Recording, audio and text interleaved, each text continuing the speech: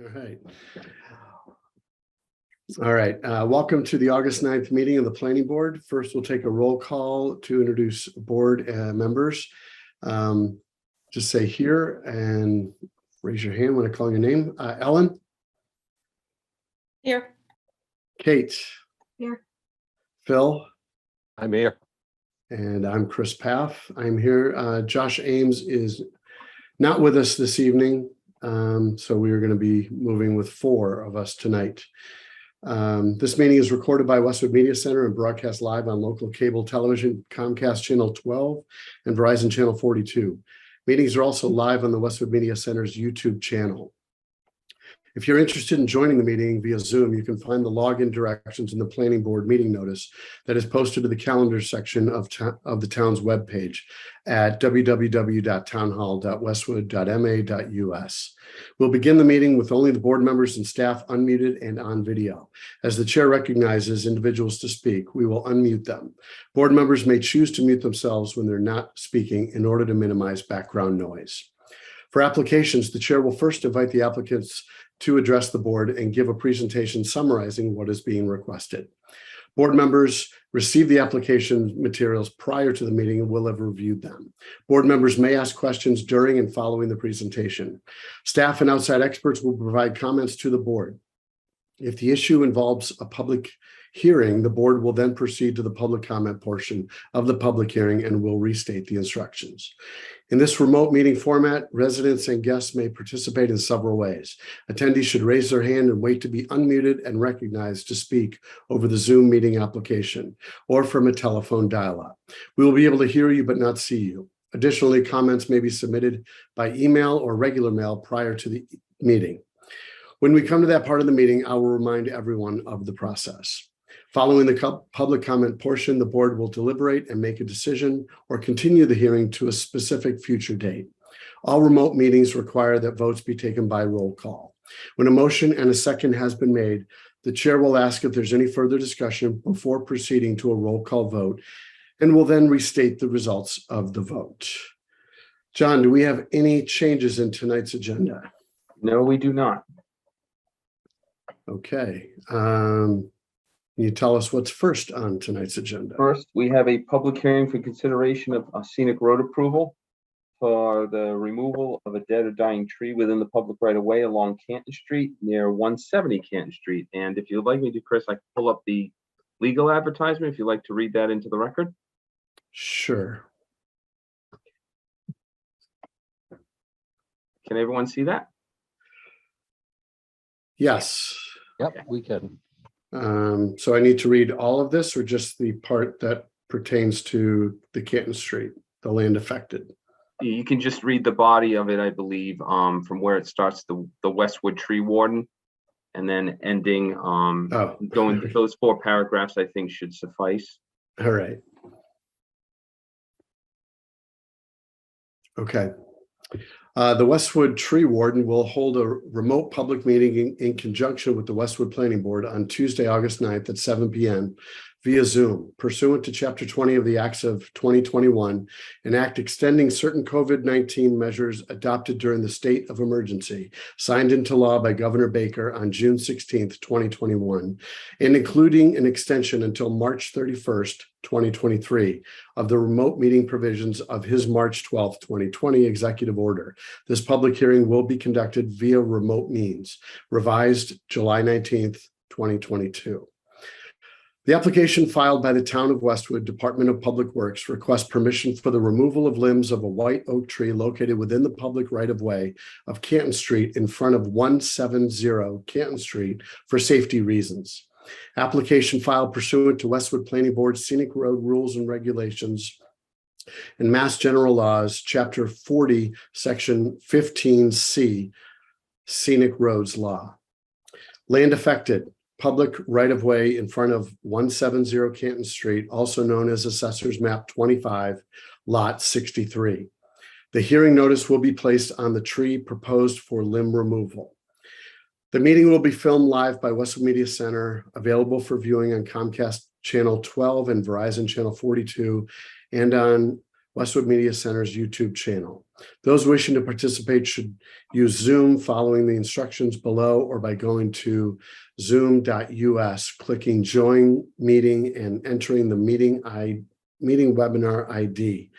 The ID passcode, right, we need I guess this is a hot link Yes. of what I'm reading, but the passcode is 755231.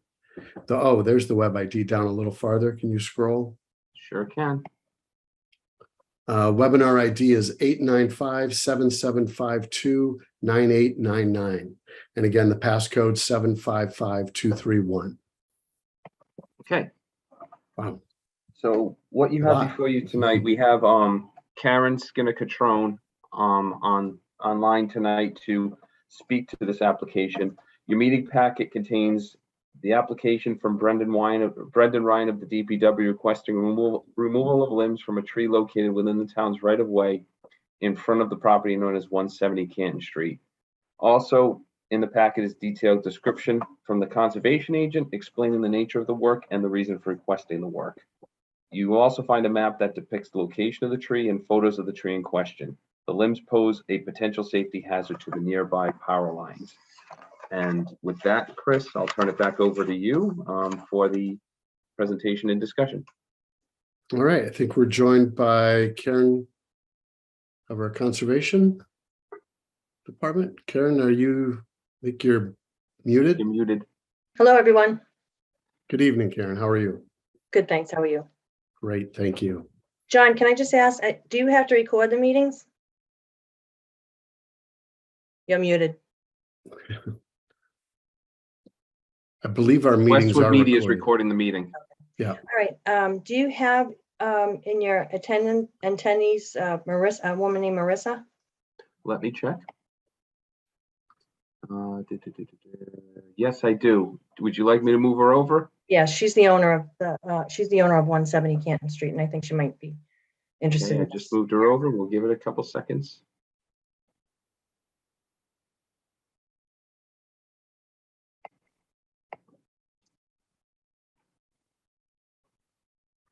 There she is.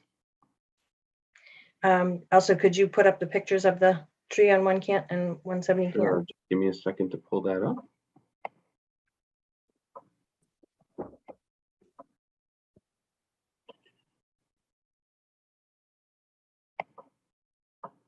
So while he's doing that, I had a complaint early June about this tree on 170 and the limbs that are hanging over the street. So I went out and inspected the tree.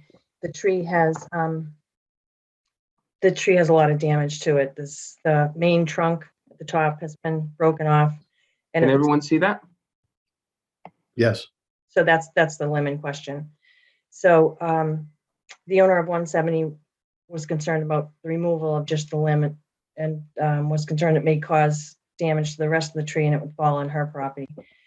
So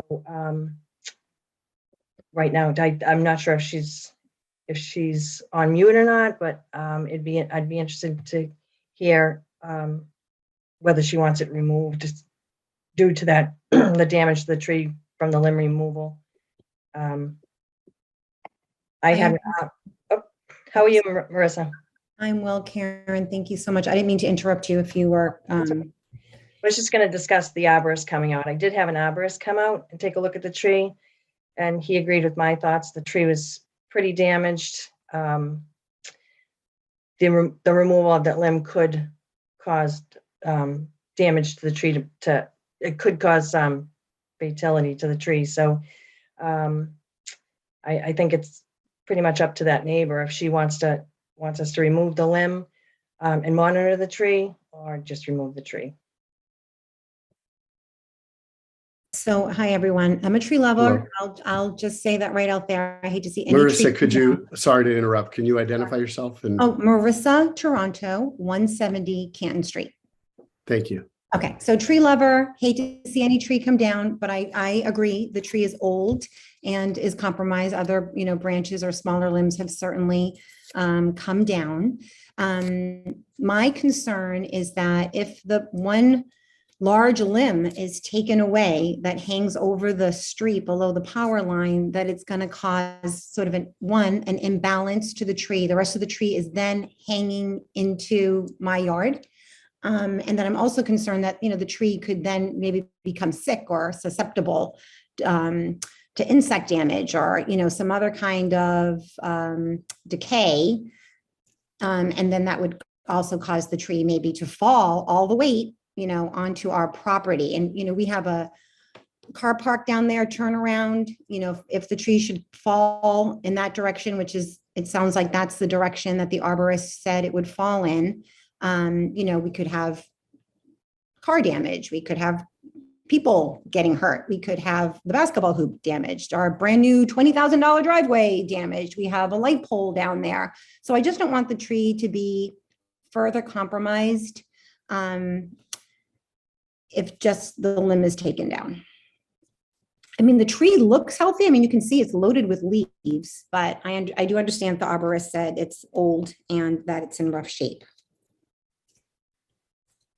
Karen, is that limb over or below those wires passing by it? So, John, if you could just scroll down just a speck, you can see in the first picture, it's over the limb is over the street. So it looks like the Oh, tree is so it's probably under the wiring. under the wire, yeah. Okay. So the concern is the tree is not really healthy now. Yeah, and what can you reiterate what the arborist told you? So the arborist said, quote unquote, that tree lost its fight with the power lines a long time ago.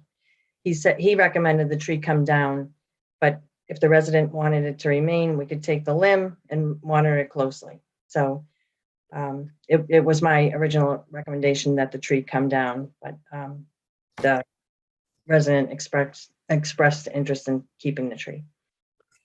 So your interest is keeping the tree and keeping the limbs as they are? No, Okay, sorry. Yeah, no, that's okay. So my first request was that an arborist come out and look at the tree, and Karen had that happen on July 19th. So I appreciated that. And, I kind of trust in the arborist and their opinion. So, if the limb has to go, then the tree has to go, because I don't want the tree then to fall in the other direction. Because you can see that first picture, all the weight, like you see those branches, they're all going the other way, right? So there's no balance. So we have an arborist who says, take the tree down. We have a conservation agent who says, take the tree down. And we have a neighbor who says, take the tree down.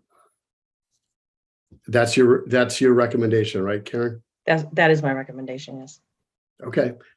Sorry if it took me a while to catch up to everyone here, but I think I got there. Okay. Is there any questions? Karen, I don't mean to cut you off. Are you, you're finished? Okay. Questions from planning board members yes, Ellen. Just curious, who do we use as an arborist? So I got a number for lenders or looters. That's the number of the arborist that Brendan Ryan gave me. He was on vacation, so somebody from Save a Tree came to look at it. So, and I was supposed to get something in writing, but I never did. So I think the person that came out now is on vacation. So. Okay, thanks. I just have a quick question. The tree will come down, including the stump, right? Like the stump's not just going to get left there. So I checked with Brendan Ryan today, and he said it'll be removed. Well, it'll be ground down, but at a later date. Thank you. All right. Any other board members with questions for Ms. Catrone? No? Okay. All right. So John, we're ready for a motion and a vote. You're muted. Let me just stop sharing this and pull up the motion quickly. Okay.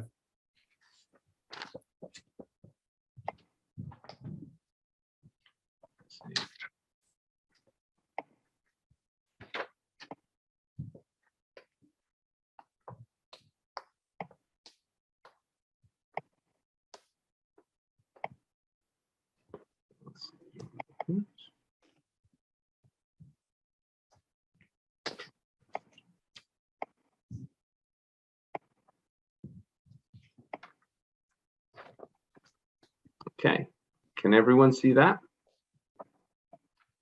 Oh, good. Think so. Anyone like to make a motion? You can read what is in front of us. John, is it the one on top? Yeah, actually, what Without I would reading too- recommend is, this is a slightly amended motion because of the discussion that happened regarding removing the tree. The motion is written as for removal of limbs. So whoever makes the motion, if you could reword that slightly to indicate that the entire tree will be removed, and for the stump to be ground down at a later date. I'll make the motion. I hereby move that the planning board grant scenic road approval for the removal of the tree located in the town right of way in front of the property known as 170 Canton Street, and thereafter ground down the remaining stump pursuant to the Mass General Laws, Chapter 40, Section 15C, and the Town of Westwood's rules and regulations for scenic roads. Second. Yeah, we have a motion and a second. Any further discussion on the tree removal and stump grinding? All right, seeing no further discussion, we'll do a roll call vote. Ellen? Aye. Kate? Aye. Phil? Aye. And I vote aye also. Thank you very much, Karen. Great, thank And you, everybody. So thank let me, you. Thank let you, me stop Marissa, there. for coming. Thank you. Good night, everyone. Thanks. Good night. All right. Can you pull up the second? Do I need to read the second notice? Yes, so let me hold on, Okay. let me just grab the legal notice for the next one.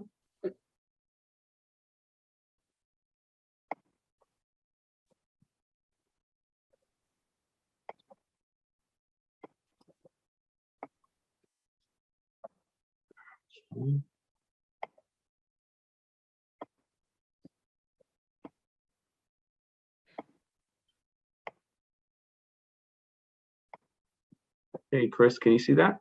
Yeah, I can.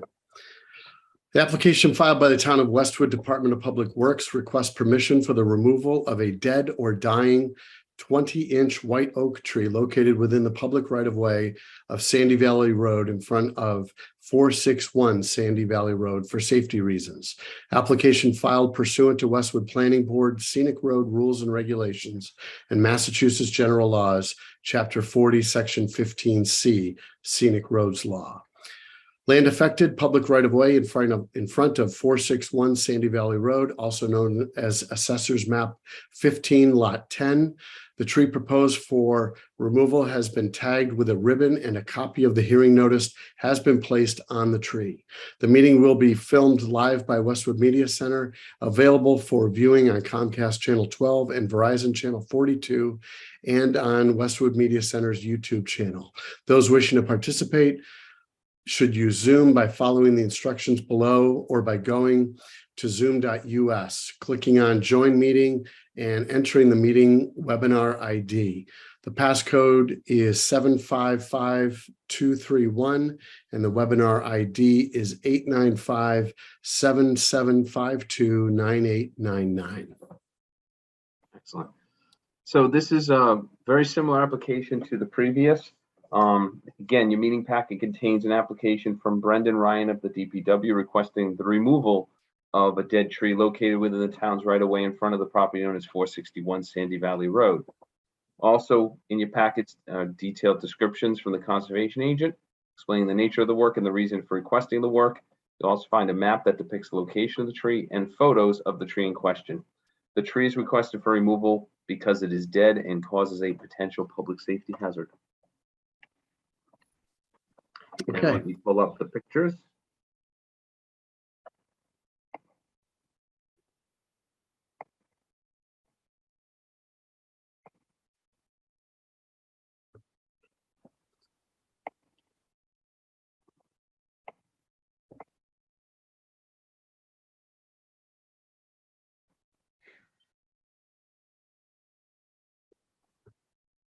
Karen, while he's doing that, do you have anything you'd like to So narrate to the us? picture about says it this? all. The picture says it all. The trees. All right, I figured it would, but thought So maybe we the could, tree has a lot of, it's just dead.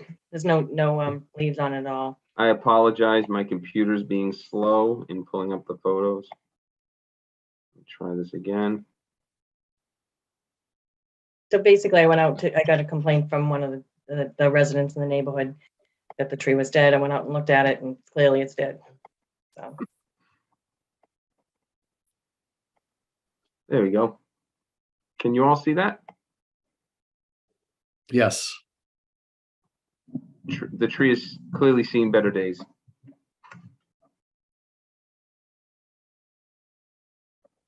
Can you scroll down just a little? Okay, so it's just the two pictures, right? Okay. just two pictures, yeah. Okay, any neighbors here? I didn't that you're hear. aware of? Oh, I'm sorry. I didn't get any response from any of the neighbors, so. Okay. Any questions from board members for Karen? All right, will the stump be ground as well, Karen? So there was no request to grind the stump, so I will check with DPW and Okay. see what they prefer to do. And this is that retaining, it's right in front of that, and not retaining wall, that old wall or the stack wall. I won't call it old if I don't know when it was put up. And then there's the road right in front of it. The road is right in front of it. Mhm. And was it the occupant of 461 Sandy Valley Road who called you? It was, yes. Okay. All right. Yes, Kate. Sorry, Chris, thank you. So, Do they need to, do they need to make a request to grind the stump? There are new residents at that, I believe, at that home. They may not know that they need to request that.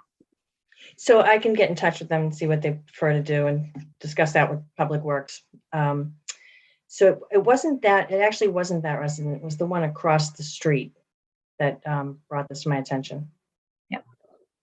So even more so, I think the residents in that home might be new. Mhm. So, I'll reach out to them. thank you. okay, any more comments or questions from board members? All right. Not seeing any. John, do you have draft language or motion language? Sorry. Yes, I do.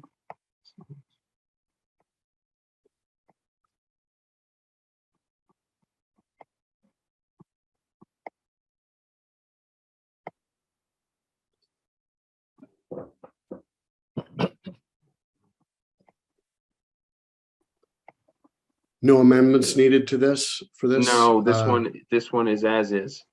Except for possibly the possible Grinding. addition of stump grinding. Okay, so you wanted to add that into the motion? Or should we say to be determined by DPW, I think determined by a conservation agent. conservation? Make that determination. Yep. I would feel comfortable with that. Okay.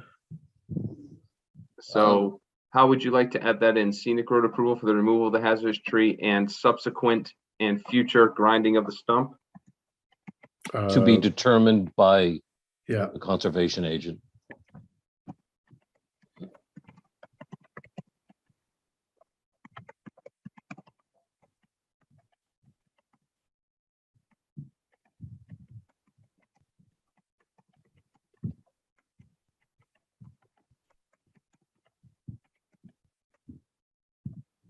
Does that look okay? That looks good. Okay. yep. So Okay. if someone would like to make that motion, I'll jump in on it. I hereby move that the planning board grant the scenic road approval for the removal of the hazardous tree and for future grinding of the remaining stump to be determined by the conservation agent located in the town right of way in front of the property known as 461 Sandy Valley Road, pursuant to Mass General Laws, Chapter 40, Section 15C, and the town of Westwood's rules and regulations for scenic roads. Second, okay, we have motion and a second. Any further discussion? Not hearing any. We'll do a roll call vote. Kate, aye. Phil, Aye. Ellen. Aye. And I vote aye. All right. Karen, thank you very much. Thank you. I'm going to stick around for the next hearing too. Oh, all right. Always welcome. Thank Okay. John, next, I have an earth material movement for Yes, the next one. 122 Wilson. Yeah, the continued public hearing for the earth material movement, environmental impact and design review for 122 Wilsondale Street. So the board granted this approval at its hearing on June 7th, conditioned upon the applicant's receipt of administrative land disturbance approval from the conservation agent. And although the planning board's approval had been issued, the board continued its public hearing to allow for the modification of that approval in the event that Karen requires plan revisions associated with the administrative land disturbance approval. Public hearing was continued to the meeting on June 28th, July 12th, and to tonight. I attached an email received from the applicant's engineer, Carl Jackson. And he stated that we did a site visit, myself, Phil Parody, Karen, and the applicant's engineer. And due to the results of that site visit that Karen and Phil can explain in more detail, the applicant had to provide a revised infiltration system plan to Beta and to the conservation agent. And as a result of the revised infiltration system, the engineer estimates that the amount of exported and imported material will increase by 100 cubic feet each. So I will now turn it over to back to you, Chris, to begin the discussion by the applicant. The applicant has redesigned. We did receive the revised plans. I added it to your packet. And so I'll let you take it from here. Thank you. Is the applicant with us? Yes, I'm here. Carl Jackson, Okay. Allison Campbell Design. Thank you, Mr. Jackson. Can you present to us what has changed in your design? Basically, what's changed is that Karen, the conservation agent, and Phil Paradise looked at the original plan that we had for the infiltration system, which was designed to take the water from the pool deck and also to be able to take the water from the pool itself in case it needed to be emptied. And upon further looking at the plan, realized that we also would need to verify whether the house was in an existing system or whether it was not. The house, all the downspouts in the house did go into PVC pipe, but nobody was clear on where it went. There were no records with the town or with anybody else that we could locate. So we had a company come out and do a scope on the downspouts and discovered that they all daylighted at various points on the property. So at that point, we had the engineer go back out and redesign the plan so that the infiltration system that was originally designed was enlarged to take some of the downspouts from the house. And he added a small dry well at the front that would take the downspouts from the front of the house. So at that point, we also realized that we were going to be removing more material. So that's why we're here tonight to get permission to do that. And just to clarify, I think John said 100 cubic feet. It's 100 cubic yards additional that we're going to be removing to the best of my ability. And again, I'm not an engineer. As John said, I'm the landscape designer. My wife and I have a landscape design company. So we are the ones that did the plan for the project. All the engineering is done by a firm, Samiotis Engineering in Framingham. They're the ones that did the plan and have the stamp. So at this point, we're just trying to basically get permission to remove that additional 100 yards added to the total that we had before so that we can start the project and hopefully get things moving in time to get the shell in for the fall. All right, thank you. Questions by board members for the applicant? I'd just Okay. love to hear Oh, from yeah. I'd love to hear from everyone else before we have questions. Yeah, I just thought there might be some clarifying questions or anything like that, but that's a good point. Karen, do you have anything? Yes, so we received the calculations today. Phil looked at the calculations and gave us his okay on the plan. So I issued the administrative land disturbance permit tonight. So that has been issued. Okay. John, are there any other people here to present this evening? I don't believe so. Okay. Kate, did you have a question? Yeah, sorry, I'm just wondering, are there any other outstanding issues with this project? Or is that it? Oh, no. Okay. Okay. Any other board members with questions? All right. So John, do you have a draft? Yeah, and I'm trying to pull it up, Chris. Not working? Well, I'm having trouble getting into the planning drive to pull that up. Okay. Did you put this in our packet by any chance? No, I did not put it in the packet. Karen, do you have the plan that that you approved under the administrative land disturbance approval that you could display for the board? I didn't bring it home.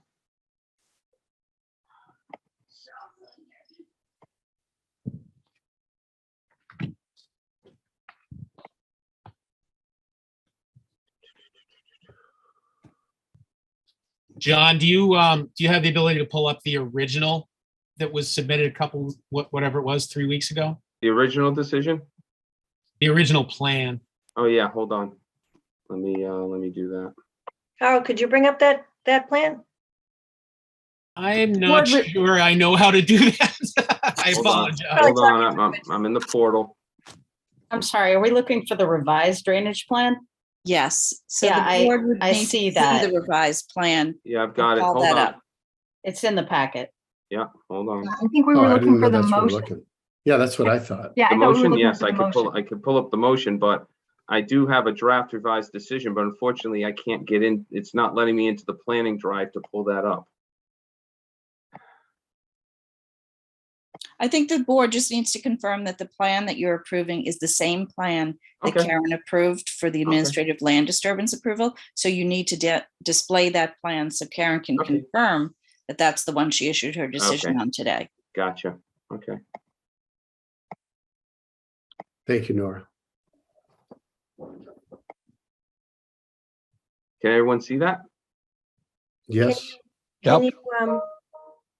you zoom in on that date so I can make Hold sure? on, I'll see because I'll see if I can because the applicants, the meeting participants' pictures are in the way of that, but I will I can move try. that box. That is the new one, guys. I can tell by looking at it. So if you go down into that corner, I can just check the revised date. It should be 8/8. The one I approved today was 8/8/20. Yeah, this is the one that came in. Does it have the right date, Karen? Does it Can say you 8/8? confirm that? Again, hold on, let me try. 8/8, yep. Yeah, okay. Okay. Okay, so would you like me to pull up the motion, Chris? Sure.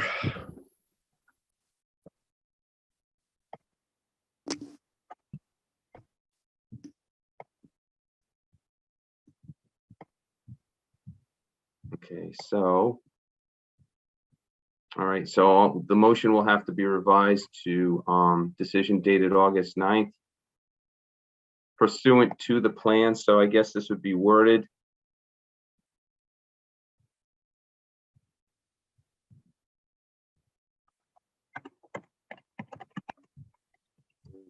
Revised.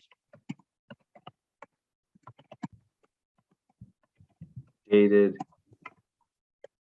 August 8th, 2022. Will Yep. that be sufficient? Do you have to list the other plans on there too, or? What's that? Who's do you have that, to list Karen? Yes, did you have to list Yeah, the that's other Karen. plans? There's details and also I think a landscape plan or something.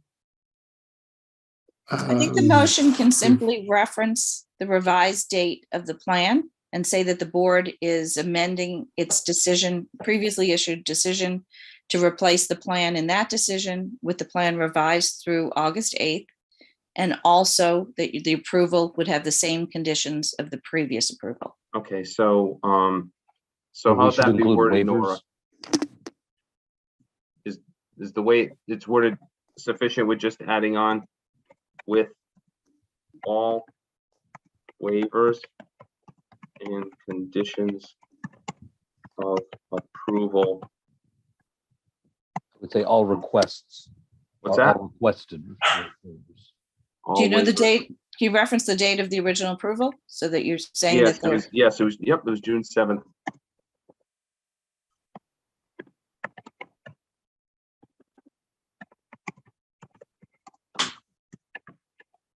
Okay,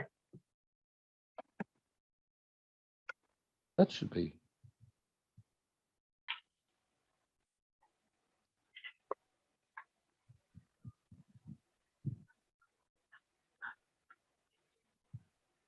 I think that reads well. Does that look good, Nora? that looks fine. Okay. Someone like to make that motion? Sure, I'll jump in again. I hereby move that the planning board approve the revised earth material movement, environmental impact and design review, EMM-EIDR decision dated August 9, 2022, pursuant to the revised drainage plan dated August 8, 2022, with all waivers requested and conditions of approval dated June 7, 2022. Second, Any further discussion? All right, seeing none, we'll take a roll call vote. Ellen, Aye. Kate, aye. Phil, Aye. I vote aye. All right, thank you excellent. very much. Thank you, Mr. Jackson. So now, we'd Good like to, we're gonna need a motion to close the public hearing, please. So moved. Second, Any discussion on closing the public hearing? All right, Ellen, Aye. Phil, Aye. Kate. Aye. I vote aye also. All right, that hearing is closed. Thank you again to the Have a good applicant. night. Thank you, and thank you, Karen. Appreciate Awesome. Thank you, sticking around. guys. Appreciate it. Thanks. Good night. All right. I'm in the process of moving some people over to panelists. All right, for this next on the agenda, Yeah, we have a continued public hearing for the Colbea project at 394 and 396 Providence Highway. At the last public hearing, the Beta Group presented its comments on the project. Deprete Engineering submitted responses to the comments from Beta on Friday afternoon, and the responses were provided to Beta. I know Phil Parody of Beta just came back from vacation today. So tonight's discussion is for the purpose of reviewing Deprete's responses to Beta's comments.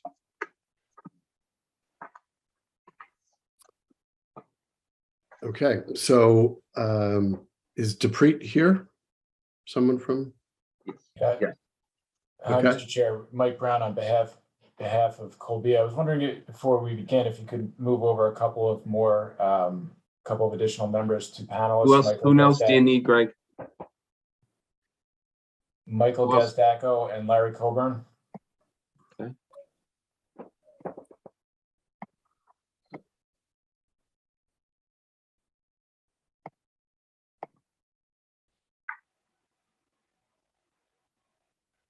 And Mark Hollis needs to be moved over.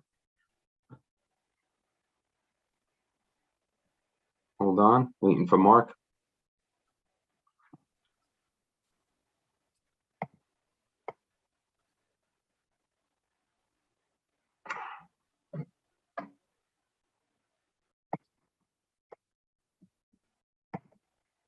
Some reason I'm having trouble moving Mark over. That's fine, John. I don't think you need to move Mark over. He may be listening in, but he Okay, wasn't planning on presenting tonight, so. okay. you're all set.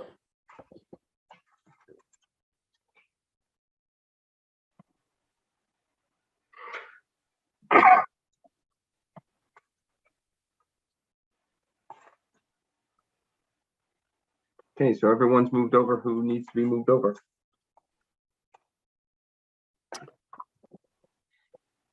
All right. Who is presenting this evening? I think I'm going to start with just a brief introduction, Mr. Chair. Michael Brown on behalf of the applicant. We're here tonight to talk about Dupreet's work with Beta to address the concerns raised in their peer review report. I've met with my clients and discussed their responses as well. I think we've made a lot of progress, but I also think there are some issues outstanding that need to be addressed tonight. And the way we're looking at this is that, you know, I think we're at a crossroads here with this project. We've done a lot of work internally. We've done a lot of work with Beta to try to address the concerns in their report. Most of their concerns, first of all, they issued a report with a lot of concerns. It's a 15-page report. A lot of their concerns were pretty clearly addressed in the initial application materials. We were able to reach agreement on the vast majority of them, but there are still a number of outstanding issues that I think we need to address. I think these issues are related to the site itself. It's a small site. It's a redevelopment project. And so we're tied to the existing use. We're tied to the existing curb cuts. We've reduced the size of the building on the site to as small as we can make it. We've reduced the number of dispensers on the site to as few as we can have. But there are still some things outstanding. Now, I'm confident that we can work through them. But I think also in our meetings with Beta is relying a little bit on guidance from the board as to what's going to be acceptable. And so it's our hope that we can address those tonight and really reach a decision on whether or not we can move forward with the project. It's a very expensive project for my clients, but they see it as an investment in the town. And so they'd like to see this be successful. I think that the town does too. But, you know, with due respect, I think that's something we need to decide tonight, because if some of these issues are insurmountable, the project may not be feasible. So with that, you know, we're prepared to go line by line through this report. If that's what the board thinks is appropriate, we'll handle it however you want. You know, for example, I can start with some of the zoning regs pointed out by Beta. You know, anything that they say that we're going to need a special permit for, I can tell you we're going to get a special permit for. We're going to try to from the zoning board, so we can move those out of the way. And I'll also just bring to the fore one of the biggest issues I think we're going to be discussing is this issue with the canopy and the fact that it's infringing on the front yard setback. Right. This is something John and I and Greg spoke about on the phone today, and you know, we've been discussing different ways to address it, right? We know we're not going to get a variance for that, but we also think that the canopy is an existing use, and we think it would be appropriate for the town to alter the existing use or to continue the existing use. You know, the canopy is the canopy. We're unclear as to what the process is for that, if this is the proper venue for that discussion or if the zoning board is the proper venue. And so that's just an example of, you know, a big issue that is determinative of whether or not we can continue with this project, but that we're still trying to figure out how to properly address. And I don't know if the board wants to discuss that particular one now, if we want to move through all of the other issues and then circle back and discuss them all, whatever you think is appropriate, Mr. Chair. Well, my knee-jerk reaction is to acknowledge, is Beta here with us by any chance? They are. I see Jessica nodding her head. Okay. So I guess as long as they're here, I would be I'm just one member, happy to remove those things that have been resolved that Beta has brought up and focus on the remaining. I mean, we have 15 pages of things here, and it would not be at all a good use of time to discuss things that are agreed upon and have been moved on from. I don't think anyway. That I don't know. I've read through this document and I have no idea the count of those things where it has been agreed upon and there's no contention. I don't know if you have that, Mr. Brown, but what I do have is, a list of things that we're going to be asking for waivers on. And I have a list of things that I think need more discussion. Maybe that's a good place to start, and maybe Beta and Dupree can check those off as we go through. And if there's anything left at the end of the day, then we can address those.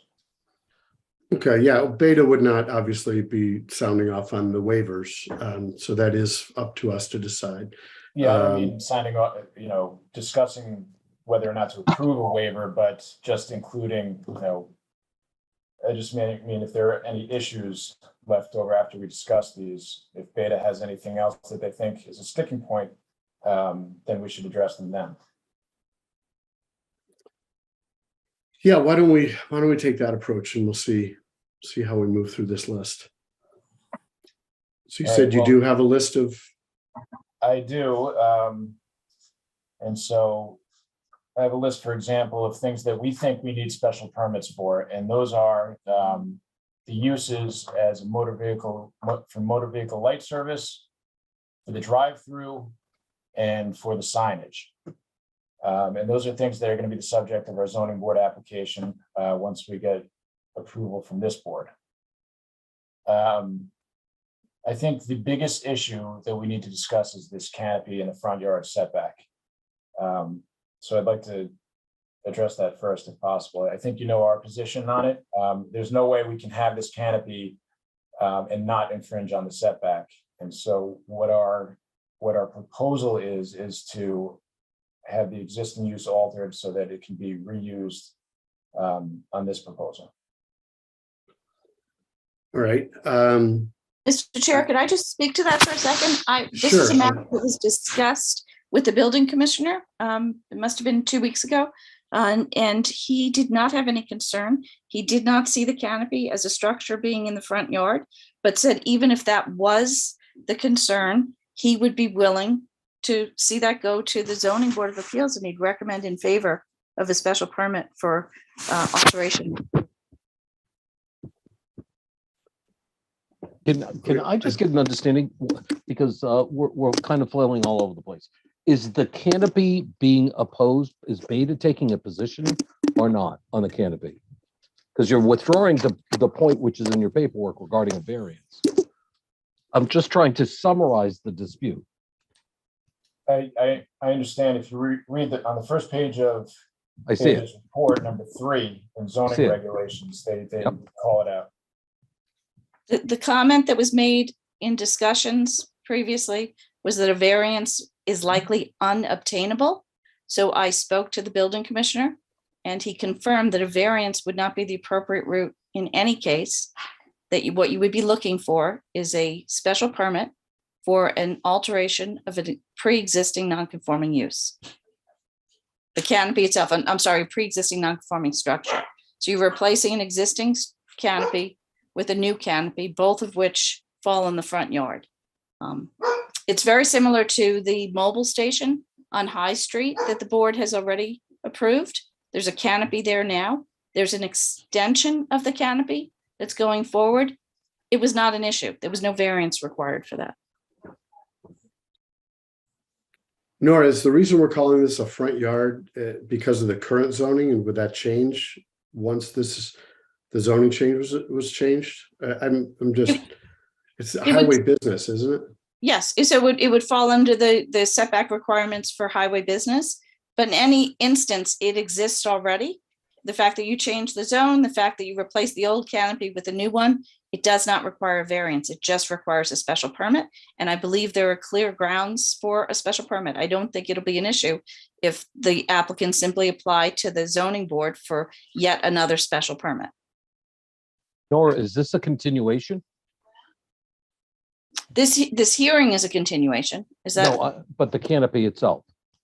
There is a canopy there now. The canopy would be removed and a new canopy would be installed. So it would be a replacement of the previous I understand. non-conforming use with or non-conforming structure with a new non-conforming structure.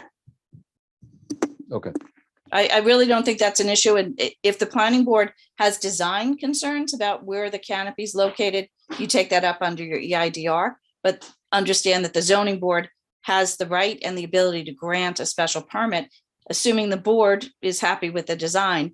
The location of the canopy being within the front yard should not be an issue. All right. And Mr. Brown, are you reticent to go to a special permit from zoning? Is that, or No. are you fine with that? I think we're fine with that. That's acceptable. Okay. I'm going I- to, sorry, go ahead. No, I was just saying, just like Phil, I'm trying to summarize any contentions that are going on here. I don't hear a lot, but I haven't heard from all board members, so. Well, I'd like to turn this over to Greg from Dupree, who was in the meetings with Beta and I think can speak more intelligently about the rest of these issues. Evening board, evening, Mr. Commissioner. As Michael said, my name is Greg Burnett. I'm with Dupree Engineering. Is it possible for me to share my screen and I'll run through what I feel is, trying to be mindful of everybody's time here. Just run through the comments and some of our feedback to the comments that we feel we need information to move forward from the board or that we're requesting variances from. I think you're okay to share your screen. Says that I need to, it's disabled. John, I think you need to give me permission.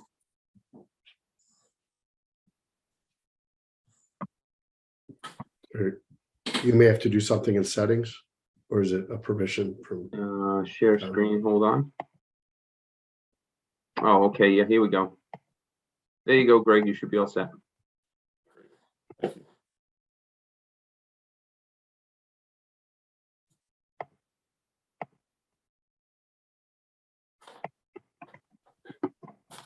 All right, so I think we can run through each of these hopefully fairly quickly here.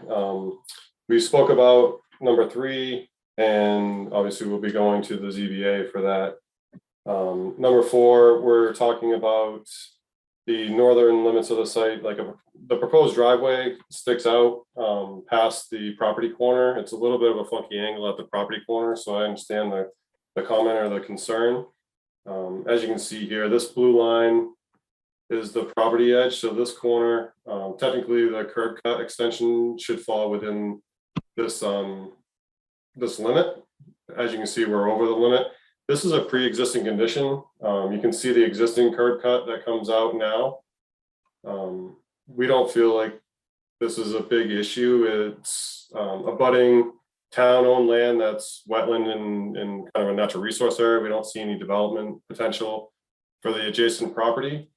We're actually improving it and pulling it back further inside the property line and lining up with what the DOT had planned for the front improvements along Route 1. We just wanted to get some feedback if that would be something that we need to get a variance through you or another ZBA type of request. Okay. So we've heard from Beta, they brought it up as a potential issue. John or Nora, do you have anything to add on this particular issue? This is not something that would require a variance. This is something that the board could waive its design standards if it was willing to allow this. Typically, you require a wider passage area. If the board is comfortable with the project as designed and believes the cars can safely pass through that, it would be within the board's authority to approve it. So just to back up a little bit on that as well, just to point out to everybody, it's the reason why we need to keep it here, and the main reason is the underground tanks were recently replaced, as we spoke about previously. We're trying to maintain those in the same location so we don't have to rip up the tanks that were just installed in the pad. So keeping this, if we had to come in line with that, it would significantly impact the site and how it operates today and in the future. So we'd like to keep it as the existing conditions is basically what we're asking. So the one thing we did discuss at a peer review meeting that we had several weeks ago was that this would likely require a license from the select board, the Board of Selectmen, select board, to allow continued use of town property. So it was a use that was not obvious to the town in the past. This is making it an obvious use of town land, so that would require a license. Okay. I was going to ask you, there must be some body to approve this within the town. It's the select board. Okay. And this is exactly as it is right now, or it's a little less invasive? It's a little less, you can see the gray line here is the old curb line. Okay. And it extends out. So the curb cut ends here, which is a little bit more, and I'm not sure if it's really considered town property other than it's in a frontage along, it's in Route 1, it's not, but again, it's, if we need to pull a license through the select board, that's the avenue that we would go. Okay. We've just asked that the board grant the waiver to continue the existing condition as it is. Any board members with comments or questions on this issue? Just for clarification, so the existing use is actually going to be taken back a bit, but it is the continued existing use that you need this board to get the approval of.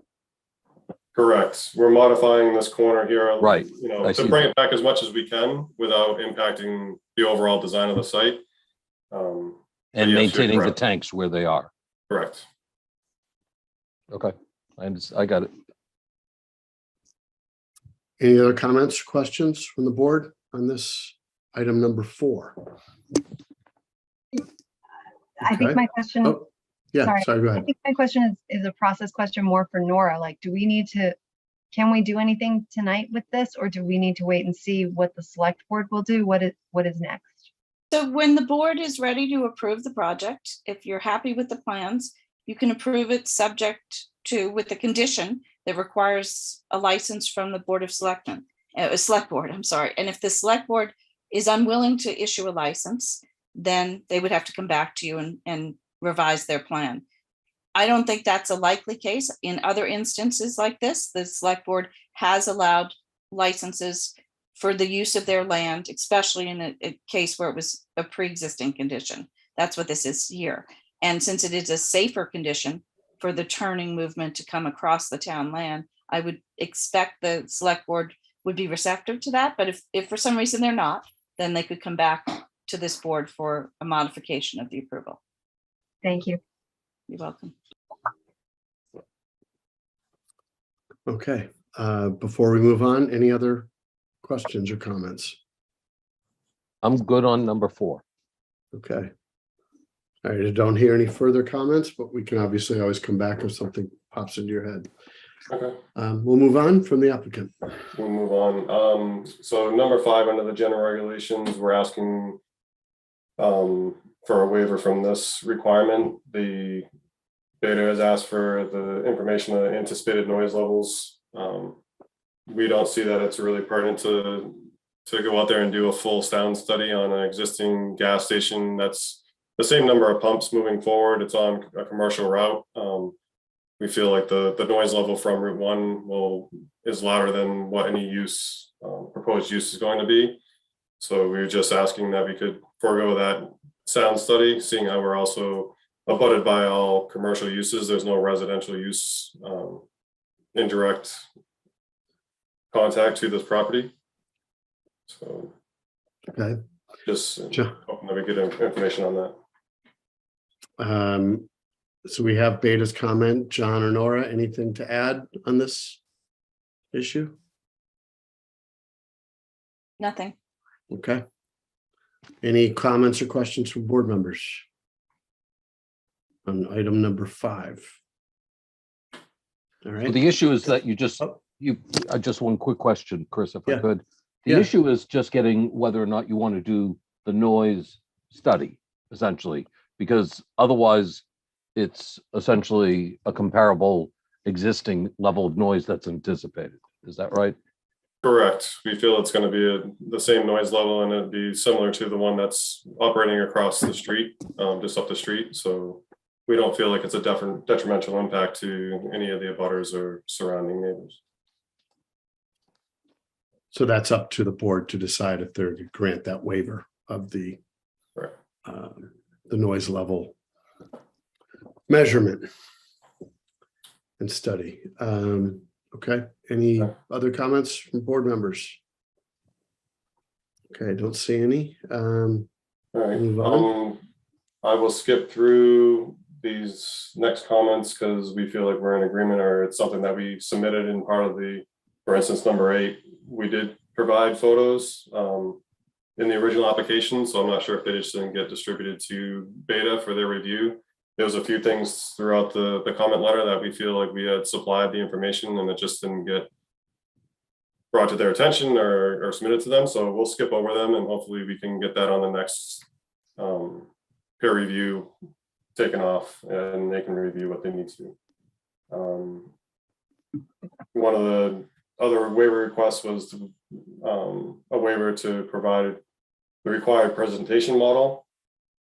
We made that request during the original application. I don't know if the board has any issue with us asking for that waiver to not put together that presentation model. I just wanted to bring it up as it's another one of our waiver requests. I don't know if we need to talk about it in tonight's meeting. I don't think that's something that's going to hold up the project necessarily. I don't see this particular request as being a sticking point, but I can't speak for the rest of the board. Okay. Well, hearing no comments or questions, I'll move on. Here we go. Sorry. Yep. Green. So unfortunately, our traffic engineer was not able to make it tonight to the meeting. So I'm going to skip through any of the traffic impact comments that were made from Beta, and we will have our traffic engineer reach out to Beta separately to try to work through any additional comments prior to the next hearing. Okay. So number 6, we're asking for a waiver to provide a site distance evaluation for the site driveways. They're the existing driveways, the existing curb cuts, and there's unimpeded sight lines to the south down Route 1. So we're just asking that we don't need to put the effort in to provide that evaluation together to present, seeing how it's unimpeded the rest of the way down. Greg, what page are you on? This is under the EIDR Page 3 of regulations 15. comments, number 6. I think it's on 3 of 15, John. Page Okay, 3. thank you. Yep. Number 6, page 3. So similar to the presentation model, we'd just be asking for a waiver from that. I believe we asked for that in the original application. Does that include the new driveway access onto Walper that we're adding that waiver? Yeah, we would ask for all 3. We don't feel like it was really an issue on Walper either.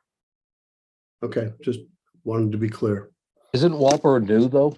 I mean, why? I can certainly understand your points with respect to the others, but Walper is entirely new.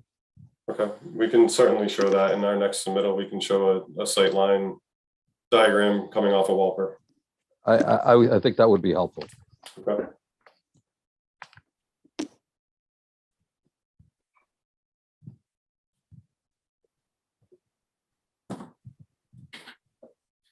Number 7 gets into the attic fee of the vehicles and the queuing and the storage at points of egress. So we're looking at this with Beta. We've had several conversations with Beta and Mr. Charbonneau, and this is in relation to this entrance drive down here that we were just speaking of on Walper. We've gone back and forth with this a couple times through the preliminary application meeting with the town. Let me see if I can pull up this is the sketch. So under the code, it requires that this entrance be 150 feet from the center line of Route 1. I believe we originally had something similar to this when we first started presenting this to the town. We had shifted it forward a little bit based on what we felt was the town's recommendations. We feel that it works better in this location here, where we show it today. This allows for, if there is any queuing coming from the drive-through, that it gives a little bit more room for that queuing before it gets to that entrance. And it also allows for pedestrians that are entering this curb cut to access the front of the store, where this pushback entrance would really require anybody entering the site to have to go through the bypass lane to enter the site and get to use, whether it's the front field parking or to use the canopies. So we were asking for a waiver on this, but we're open to the board's opinion on where they would like to see that curb cut. I believe this is kind of shows the queuing. We get an extra car of queuing by having it in this location a little bit closer to Walper Street versus up here. So I believe there's 9 cars that queue out onto Walper Street, if that's the way that the cars are going to queue, versus the 8 that would be pushed back. So so I understand this queuing, if someone turns right into the lot and wants to go to the convenience store and they're encountered with, say there's, I don't know, 8 cars backed up all the way past this entrance, they need to go around the building through the loading zone and then find a parking spot after that. Okay. Correct. They would just come up around the bypass lane and enter a loading spot where you utilize the humps. Is there signage or something there that would help direct people to know that that's the situation? If we go with this, if we don't get the waiver from that 150 feet, I think having it here lets people make that turn into the site. If we come back, but not if they're backed up through cars. If cars are blocking that. Yeah, I understand what you're saying. They'll see that and they'll go straight. Yeah, there's only one option. If there's cars lined up here for some reason, then the only option they have is to go right. If we were to move the entrance back to the 150, then I believe we need to make some type of signage just for safety within the site circulation. Yeah. Because we don't want somebody turning left and having head-on type of scenario going on. Okay. Just wanted to make sure I understood it. So we just wanted to try to gauge the board's interest in granting the waiver, if you'd prefer to see it up front, or we can redesign the site to bring it back to not include a waiver and put it to that 150, which I personally don't feel it works as well on the site, but that's my opinion. I think the signage is important. That would have to be a necessary component. But I see your point. Can I just ask, I hear you referring to a waiver here as opposed to a variance. Is there a section in the bylaw that you're referencing that gives the board the right to grant a waiver? I'd have to refer to Michael on that. I don't know if it would be a waiver or variance. I don't know off the top of my head. John, are you familiar with this?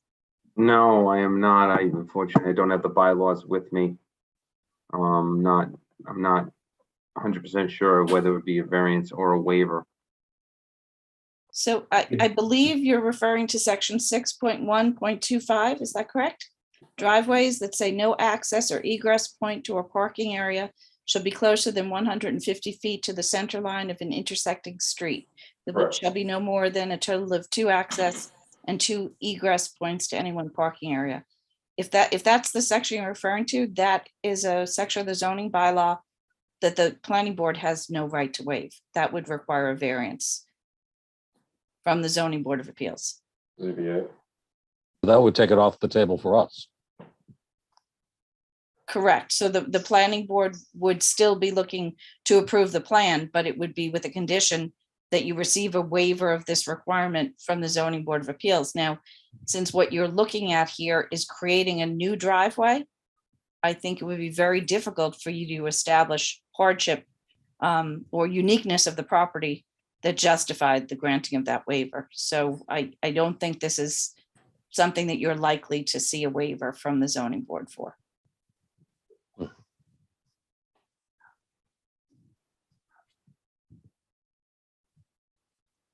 All right. Well, it's not going to be decided tonight, obviously, so I think the applicant can make certain that that is in fact what they were referring to. It sounds like what you read is exactly what we're talking about.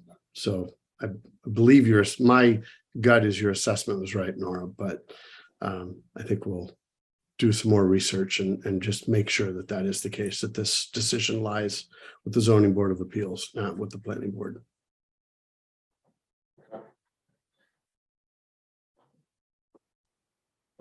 We did want to speak about number 8. This is on page 4.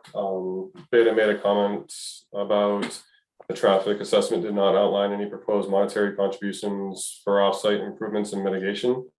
We're not really clear on what we'd be contributing for. We don't feel like we are creating anything offsite that would require mitigation. So we're asking for the board to get some clarification on that comment, and if that's something that we need to discuss with the board moving forward. Chris, Nora, I think sorry. we have Phil here, right, from Beta? I don't, is Phil the one here representing Beta? He is, I am. yes, and he can Oh, speak to yeah. this. Hello, Phil. Sorry, I didn't Hello. see you. You're like 3 pages in. I didn't see you. Phil, can you speak to what you're referring to with the monetary contribution to offsite improvements? So this is a typical comment on all projects, commercial projects that would potentially impact traffic issues as a result of this project. I don't see the traffic issues being major on in this development. So I mean, it's really up to the board whether there's anything worth mitigating or as a part of this development. So. Okay, and thank you. And John, Nora, any other color you can add to this particular situation within our town? I don't see any necessity for mitigation here, or for financial mitigation. Okay. Any comments or questions from board members on this issue? I had raised the traffic issue last time, but I'd love to hear a response to some of the issues that Beta raised with respect to the traffic issues. What's your position, separate from financial mitigation, in terms of the traffic volume, the Saturday collection, and some of the other issues? Is it your position that there is no impact? There is an impact. How do you assess what Beta has said? Yeah, so Phil, to that point, our traffic engineer is not here tonight, unfortunately. I'm not the traffic engineer, so I don't feel comfortable speaking to that directly. I don't feel there is a big impact, but I think that's something that our traffic engineer needs to work out with Beta in their comments, because I know there is a lot of technical comments that came through regarding the report and how to assess the traffic in general. That was exactly my sense. Just I was trying to, and if your traffic guy is not here, then I'm okay with that. I don't see necessarily the financial mitigation, but there are a number of Beta comments. I just wanted to, if your guy is not here, then I think, is it most appropriate to defer this item? Yeah, I think that's what they're asking for. They want us to continue this to our September 6th. Eventually, we'll get to that Okay, situation. I'm good with that. Yeah. Ultimately, we're going to need to continue. We just wanted to get direction on a few of these comments tonight so that we could move our design forward and resubmit, and try to pare all this down for the next hearing and make it hopefully a smoother process during the final approval. Yeah. I mean, my sense of the traffic issues is that there can be some understanding. It's just, it seems to be, there's just a lot of issues that just probably between you and Beta can be addressed. Correct. Okay. Yeah, we will do our best to address those between us and Beta. As you can see, we're just going to move through the traffic section. Yep. That Phil was just talking about.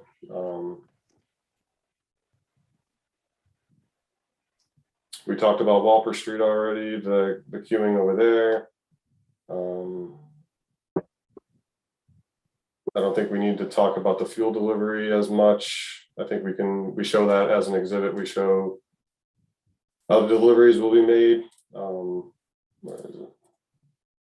So the fuel deliveries, the trucks will be coming up Route 1. They'll utilize the right in on the southern entrance, swing up, and they'll be utilizing filling the tanks from that location and then back out onto Route 1 heading north. So I don't think we need to talk much about that.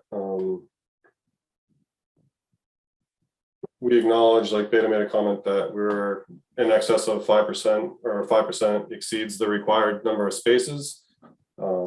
Our site plan shows 2 EV charging stations, which I believe are not counted towards the overall parking count. So between those 2 and then the air fill spot, I believe we're at the 15 that's required. So I think that's something that we can work out with Beta on the next comment. Beta made a comment, number 21, about the northern parking spaces being within the 5 feet of the side lot line. These 5 spaces up here are the ones that are in question. As we spoke about, we're trying to maintain the existing underground tanks in the pads. So we're leaving this curb line intact, replacing it so it's new, but we don't want to rip up the entire concrete pad to get the 5 feet. So we're proposing that we stripe this back area to get the minimum 5 feet to the actual cars parking. So we don't need to ask for a variance on that requirement. Is that existing or is that not? It's existing, correct. Okay. Yeah. But not the striping.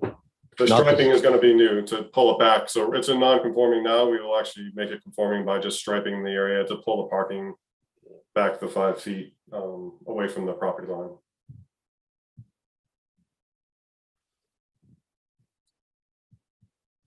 Um, 22 is another big item that we'd really like to get some input from the board on. This is the revised aisle widths. Our original application came in with 2 drive aisles, I believe around 20 feet each in the front of the store. So we had roughly 20 feet between the canopy and the front field parking, and then around 20 or just under 20 along the Route 1 and canopy. So we are asking, we have slid the site back, and as you can see, the kind of a funky shape of the lot and kind of the dimensions are limiting on what we can do here and how much we can pull the building and drive through back. This corner here is a kind of a pinch point, but speaking with the client, we're willing to put in a small retaining wall in order to pull this all back up against that 25-foot no touch wetland line in order to get the 24 feet required drive aisle width along the front field parking, which we feel is most for safety, as far as people that are parked up in the front of the store can back out while cars are parked at the pump. We do need to require or ask for a waiver from that drive aisle width along the front drive aisle down to 20 feet. We just don't have the room. As we mentioned earlier, it is a better condition, and we see this drive aisle here as being more of a one-way drive aisle. Cars that are entering the site will be coming up. If they don't have access to these pumps, they'll be coming up and utilizing the pumps up here. As they exit the site, they'll be driving through and exiting up to the north. So having a 20-foot drive aisle here, we feel is adequate. There's really not much more room that we can do shifting the canopy in the building. And as you'll tell from a little bit later on in our conversation, we will be requesting a waiver from the landscaped area along the front edge of the building. It's just, we don't have enough room to make it all work. So this could be a sticking point, as we know, for the design of the property. So we would really like to get some feedback or see if there's any opposition or support for that waiver for the 20-foot drive aisle on the front. So this is tied in part to your canopy issue raised earlier, and you're tucking back, but then you need the additional room to the reduction in the room at the front, correct? Correct. It's within the same realm. So the canopy issue, as you can see, there's a little gray outline here, and you can kind of see faded out in the background the existing pumps. So the existing canopy rides almost up along the front property. So it's very close to the property line now, and there's really no room for a bypass lane. People that are parked at the pumps, there's nobody that's getting by them now. So we feel like the circulation is better with this design. So as we move the canopy back, it's better circulation around the site, provides for better safety for the pedestrians using the station. But in order to do that, we need to do an inline type of canopy instead of a stacked canopy and provide this 20-foot drive aisle in the front. I'd be interested to hear what Phil Paradis has to say about this reaction or this response to his comment. Yes, so we did take a look at this. We actually discussed this when we met virtually a week or two ago. Really the most action is going to be in the aisle between the parking area and the pumps, because you're going to have people coming in and out of parking spaces, and you're going to want people trying to get by to get to the pumps. I agree with the assessment of the other drive aisle that it will primarily be a directional drive. Occasionally you'll have people going the other way, but there is enough room to pass two cars. There isn't enough room really to do it in 20 feet to back out a car, and not quite sure the alignment of cars at the pumps themselves. So I think this is the best of the situation, I think. All right, thank you. I wanted to ask the canopy size. Is that standard? Is that something that is custom built? How does that? I'm looking at the depth, not the length of it, but the depth. Yeah, it's standard. It's probably more narrow than anything else from my history doing gas stations across the country. The canopy itself, and it's really the cars that are parked at the fueling dispensers what you're going off of. So I don't think there's an opportunity to make it any more narrow, if that's what you're getting at. I was just, you have 3 or 4 different items here that all appear to be fixed numbers. You have that one-way area, then the canopy, then the drive aisle, then the parking areas, and they all have numbers associated with them that we want to see. And the thing in the question is the one-way section is 20 feet and the drive aisle is 24. And I understand the drive aisle makes more sense to be larger because you're accommodating the cars backing out of the parking spaces as opposed to the other one. I was just trying to determine, is that canopy a standard size? So that is a fixed dimension, that width of it. The other question I had with regard to the canopy and how it's built, we're putting a hard number at 20 feet. Is that to what? 20 feet to what? The edge of the canopy, which is 15 feet up in the air? Or is that are we hitting something? It's the concrete curbing? Yeah, it's just not curbing, it's just the concrete pad that's underneath the canopy. So it is a physical obstruction for a passing car. No, so I mean, they can drive over. People driving in under the canopy drive over that. It's not an impediment. So, I mean, it's not curbing. No. Oh, so it's just a dimension you have 24.5 feet under the canopy for the pad. So when cars are parked at the fueling dispenser, as you know, the gas tanks are usually at the rear of the car. Sometimes they'll be parked a little bit more forward in this direction. If they're facing the other way, they may be parked a little bit forward in the other. Right. So a standard 18-foot parking stall. It's a little bit wider because depending on which way the car is positioned at the pump, depends on which way it sticks out a little bit. Right.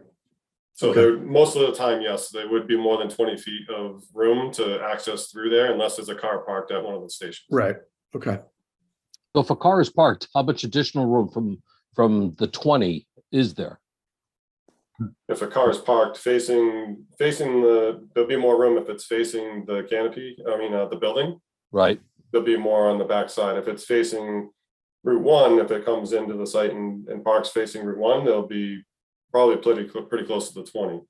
Okay. And as you know, because every most vehicle is gas different. tanks, yeah, most gas tanks and cars are towards the back, so they would pull forward so that it's closer to the pump itself.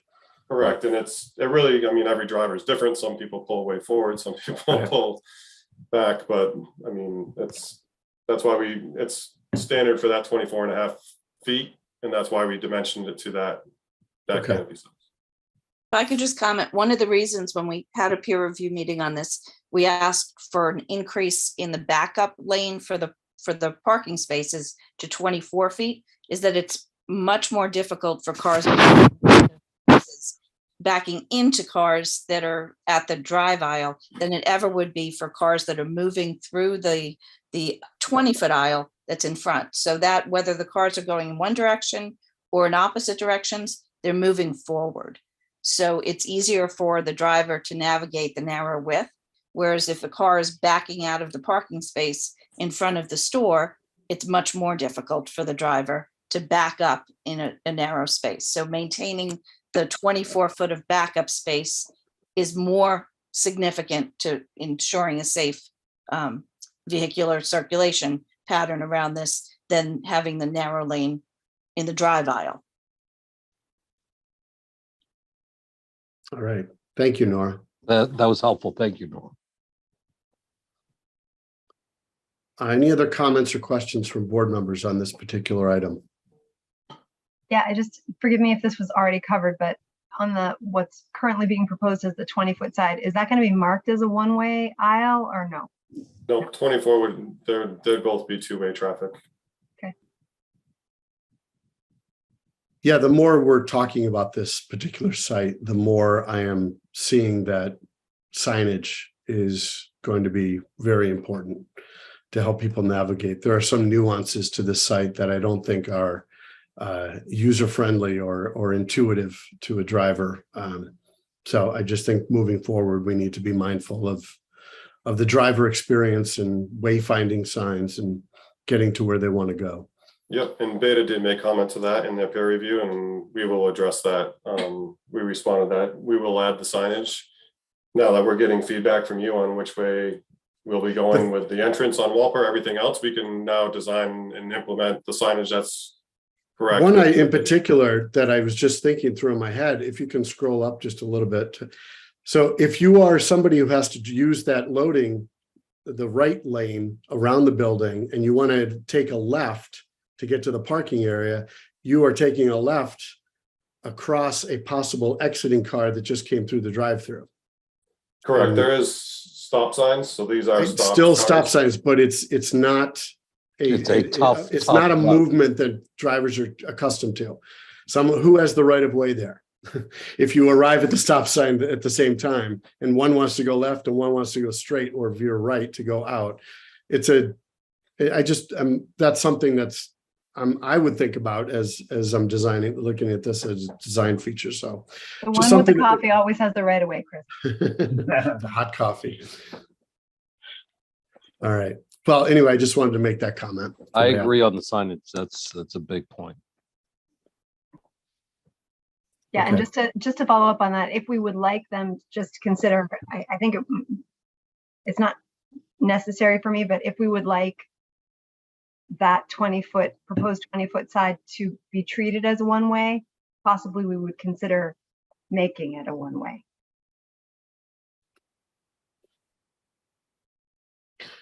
Yeah, I think that's something the board has to think about. Yep. Just if I could hear, why would there be any concern if it was not a one-way? I agree. I think it makes a good bit of sense. Do you have any concern about that being a one-way on the 20? I could see two things. If someone is parked there facing Route 1 and they're done pumping and they want to get in line for the drive-through, or Yeah. they want to exit through Walper. Right. And yes, we would prefer not to make this a one-way. We'd like to keep it two-way, and even though it might be a little tight, we do feel we have other stores that operate with smaller drive aisles than the 20. And as Phil had mentioned, there 20 feet, there is still room for 2 cars to pass. At 20 feet, it's still adequate. It's 4 feet shy of the required 24, but 10 feet is enough room for 2 cars to pass going each way. So we really prefer to keep that as a two-way drive. So it's primarily the Walper aspect of it, though, because that would be where obviously people wanting to go out into Walper would not want to exit to the top of your plan and then go on to 1 and then turn all the way around. Yes, that, and also if even without the Walper, if a car was parked, if somebody came into the facility and came up around because their tank was on the other side and there was an opening here and they're facing Route 1. Yep. We want to make sure that they could, come around and get into the drive-through Okay. to go to the Mary Lou's. I think the reality is, sign or no sign, they're making a left that way, and they're Right. going to do that. Yeah. Which I just want to say, I don't mind that. Like, I think that's just reality. But earlier you were treating it as if it would be a one-way. I prefer that we just not even introduce that idea, because it will not in fact be a one-way. Yeah, my point was just that the majority of the traffic utilizing that lane would be one way. There will be instances where the cars are going the other way, which we feel there's adequate room. Yeah. But overall, the majority of the time, so that was my point earlier. It just allows for the options to Yeah. go to Mary Lou's or Walper or whatever. Okay. Correct. Okay. 23, we're asking for a waiver on the parking areas, the minimum thickness of the binder course and the top course on our design being all of our parking areas are concrete. Mhm. So they're not asphalt based. So I know that there's a requirement for the asphalt thickness, but we'd like to just ask for a waiver on that. Not sure if anybody would object to that, where the concrete's going to be a stronger paving than the asphalt. So. Phil Paradis, can you speak to that? I agree with his assessment. So concrete is a better surface. So I don't mean to jump ahead or jump behind. There was mention of a porous concrete? Correct. We're getting to that in the Okay, stormwater sorry. section. No, All right. That's fine. Well, I'll wait. Yep. We talked about the 150. We added the exhibits, so we're good there. So this is the 5 feet under the landscaping, number 1.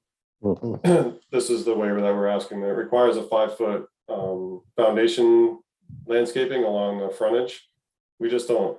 It comes back to those dimensions that we were talking about earlier. We have set dimensions from right off the property line all the way up to the building and right to this point. So we don't have the room to put in the 5-foot foundation planter.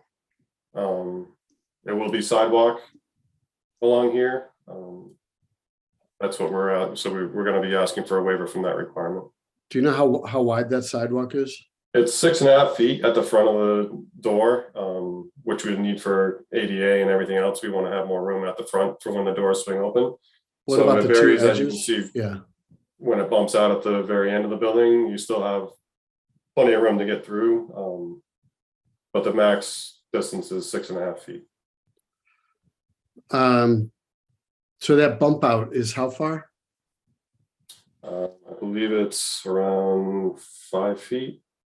I think it's a 5-foot sidewalk. The bump out is 1.5 feet, I think. So 18 Yeah, so it's inches. 5 feet. I'm just in absence of any plants whatsoever. I'm wondering if there's an opportunity for potted plants or something so that it's not continuous concrete and glass. just thinking out loud here. I don't know if the rest of the board feels the same way, but it is in our bylaws to have a planting area. And I don't want to obstruct it for wheelchair access or in the winter, snow, I know is an issue. I don't know what we do in the winter with potted plants. If they're removed for the winter months. It's just occurring to me that might be an opportunity there to soften up a hardscape.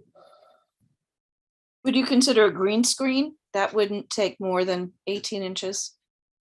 A trellis pattern with some type of climbing plants.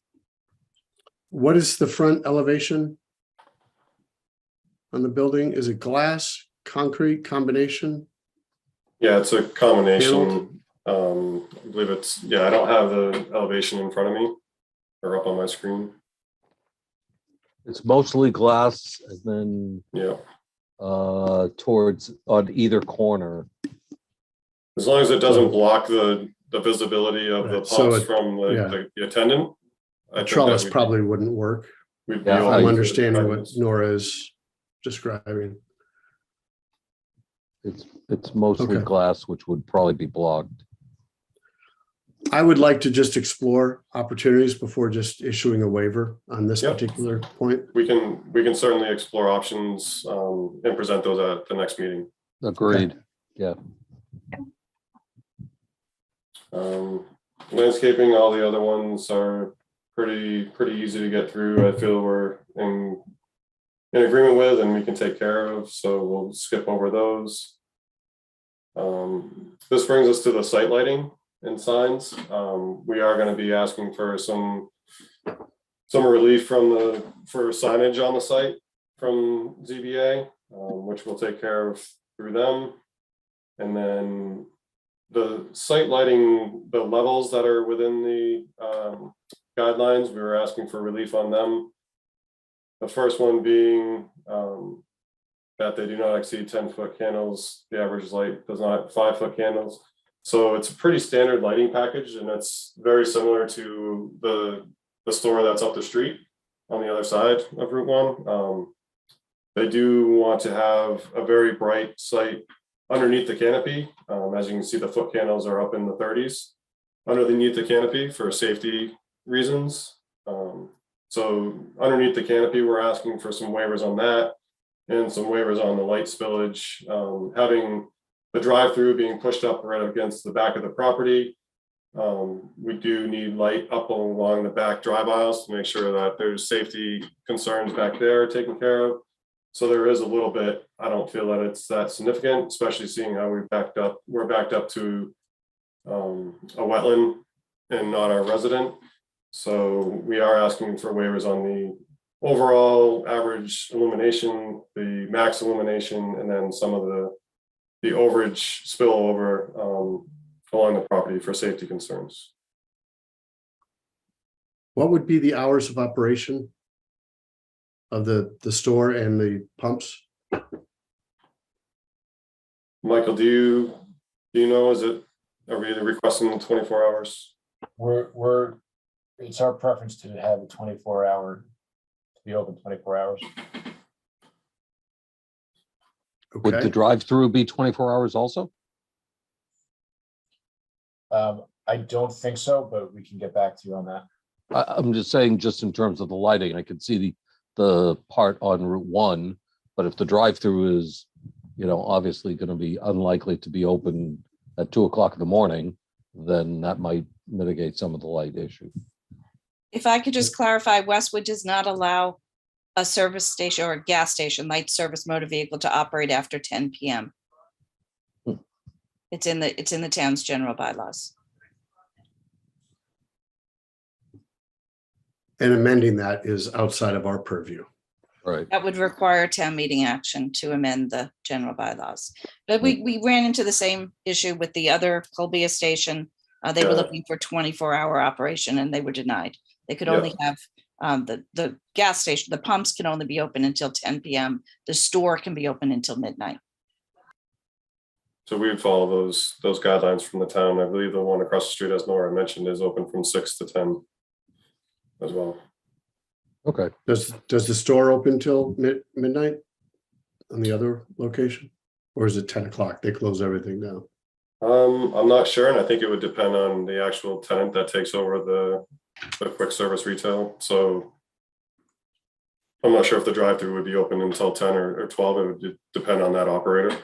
I believe in the existing one on the southbound Route 1, everything closes at 10. They had the option to keep the store and the Mary Lou's coffee shop open later, and they chose not to because I think it's confusing if you have the gas pumps closed, but you have the rest of the facility open. So I believe that other one simply closes at 10 p.m. Yeah, it was just confirmed that they do close at 10 with the gas station. The whole thing shuts down at 10. Okay.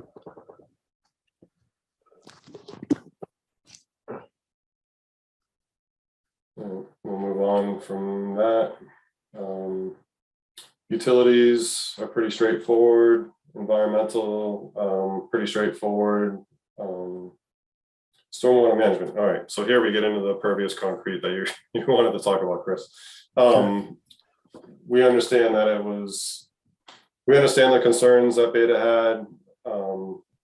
Not necessarily in full agreement, but we were able to redesign the stormwater to remove any of the porous concrete along the back. So we do have your prototypical stormwater collection system with catch basins, drain manholes, grease, oil, water separators to pick up the back drive aisle. So we have removed the stormcrete from the proposed design in general, which should take care of quite a few of the comments that are remaining on that. So. Okay. We do need some relief from some of the requirements as far as the velocity on the minimum velocity on the pipes for stormwater, the cover over the pipes, things of that nature. So that's the remaining comments that we have here. And that is all due to what we spoke about at the very beginning. This is, even though by DEP stormwater definition, we're not a redevelopment in their eyes because we're increasing impervious. And in reality, this is a redevelopment of an existing gas station with a very limited size and shape of the lot. So we are tied down to elevations that are right adjacent off of Route 1 and Walper and right along the back of the property. So our overflow from our underground detention system basically dictates what we can do and what we can't do in order to get the system to work properly and have it be gravity fed out.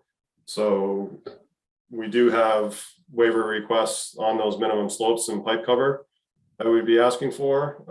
There's really not much of an option here.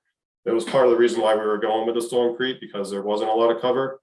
We are going to pick up this as much as possible and put a retaining wall design in the back.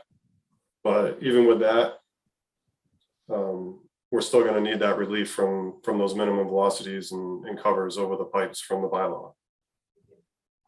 I would like to point out that the existing site now just drains out on the Route 1. So this is a significant improvement, having this all captured and treated and infiltrated and then overflow.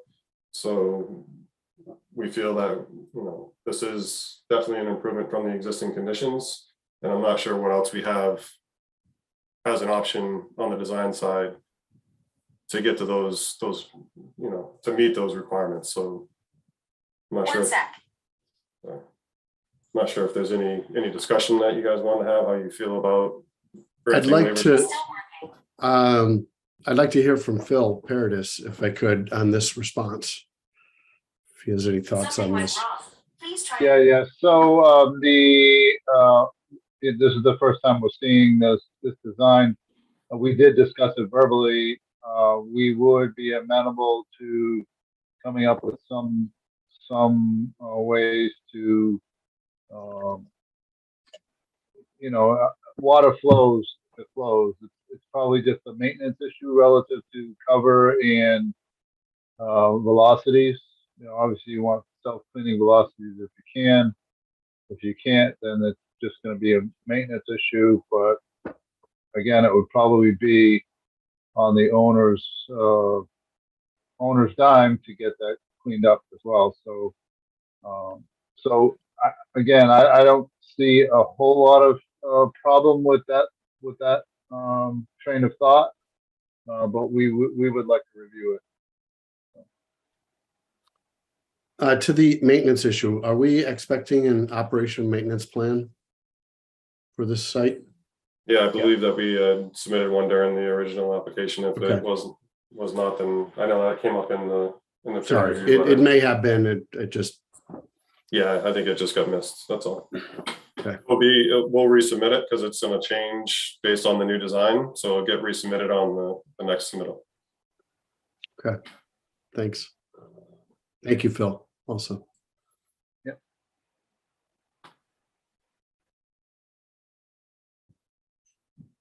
And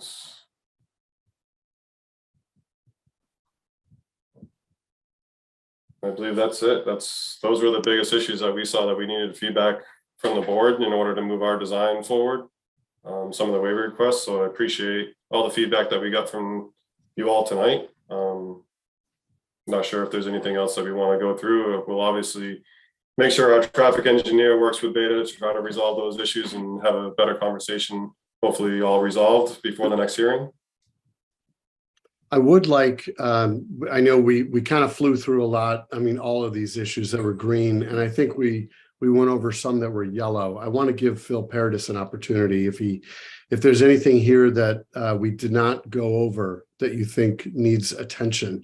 We don't need a decision tonight necessarily, but I think we want the opportunity to hear what's on your mind if anything was missed. And if it was and we miss it further, we can still talk about it next time around. But is there anything that jumps to your mind, Phil, that we did not talk about?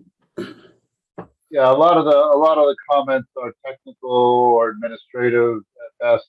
So I think we did hit on the major issues that we had issue with, and/or we were looking for guidance from the board to help us out with that. I think between now and the next meeting, we can go back and forth with the applicant's engineer to iron out any technical issues.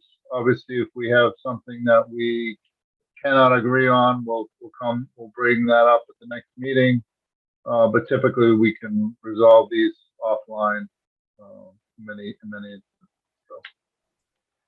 All right, thank you. Any comments or questions from board members for the applicant tonight? Things you'd like to convey, general sentiment, specific questions, anything? Just asking to, the traffic issues are definitely something, if you are able to bring your traffic person next time would be great. But I think we made a lot of progress. Thanks, Phil. Yeah, Any other and board members? just appreciate all the work on this. Interested in the project, and I'm glad to see things moving forward. Yep. I think that this is an improved site. I think the town benefits from additional services that this project gives. I also recognize you're putting a lot into a very small space relative to what you're trying to do. So it's not easy. It's not easy for you. It's not easy for us. So I think we're working well in moving this forward. But we obviously still have things to discuss. And I think Ellen has a question. oh, I'm sorry. Ellen's on my page too. Sorry. Go ahead, Ellen. I gotta get promoted to page one. Yeah, Chris. there you go. That's up to Zoom. I have no idea how they do that. I'm just teasing. I just had a quick question. I actually had attended the Conservation Commission meeting, I think it was last week or the week before, specifically to hear what they had to say about this project, and they continued the hearing. So I was just curious if you had gotten maybe any offline feedback from that, if you have a general sense of if they have any concerns or if they're satisfied with what you've submitted, or have you still not heard anything?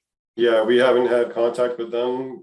After we got the comment letter back from Beta, we realized that there was going to be a pretty significant design change to the project. So that's why we continued the conservation hearing. We wanted to be a little bit further along with everybody here and get some initial feedback and direction on which way it was going to go. So going in front of them, I thought was a little premature, knowing that the stormwater, for instance, was going to change, and that's what they would mostly be concerned with, I would feel. So we haven't had any feedback or continued conversation with them, so we'll be continuing with them. Okay, thank you. We do have one question in the Q&A. It's from Fran Fusco of 20 Pine Lane. Says, will the planning board be imposing roof solar panels? And if the town's push in the past/future is looking at solar farms with taking down forestry, why would we not be looking towards commercial to do their share on solar rooftops? So I'll just ask the question generally, was there any consideration to providing for solar, if not immediately in the future, in the design of this building? So to my knowledge, that was not part of the design. I don't think that the way we design our buildings is amenable to putting solar panels on the roof. It's not something we've done in the past. But I can look further into that. I don't think that's something we'd be willing to do, though. Okay, and I guess speaking to the overriding question, why are we not looking for commercial to do their share? It is not part of our bylaw to mandate that commercial development do this. So, nor am I correct in speaking that? So we can't mandate that, or John, if the town doesn't allow us to. We're not there yet as a community. No, I don't believe so, Chris. It's not that can't be a mandate. If I may, Chris, but we Yeah. are interested in it, and I appreciate Fran raising the issue, because we do encourage as much of that as we can get. If it's not possible, we can't make you, but we do encourage it. I do encourage it. All right. I don't see any other hands raised or questions. For this is a public hearing, so we will give the public an opportunity to ask a question. I see 3 people or 2 people. And I'll just give them a few seconds here to ask a question if they have one.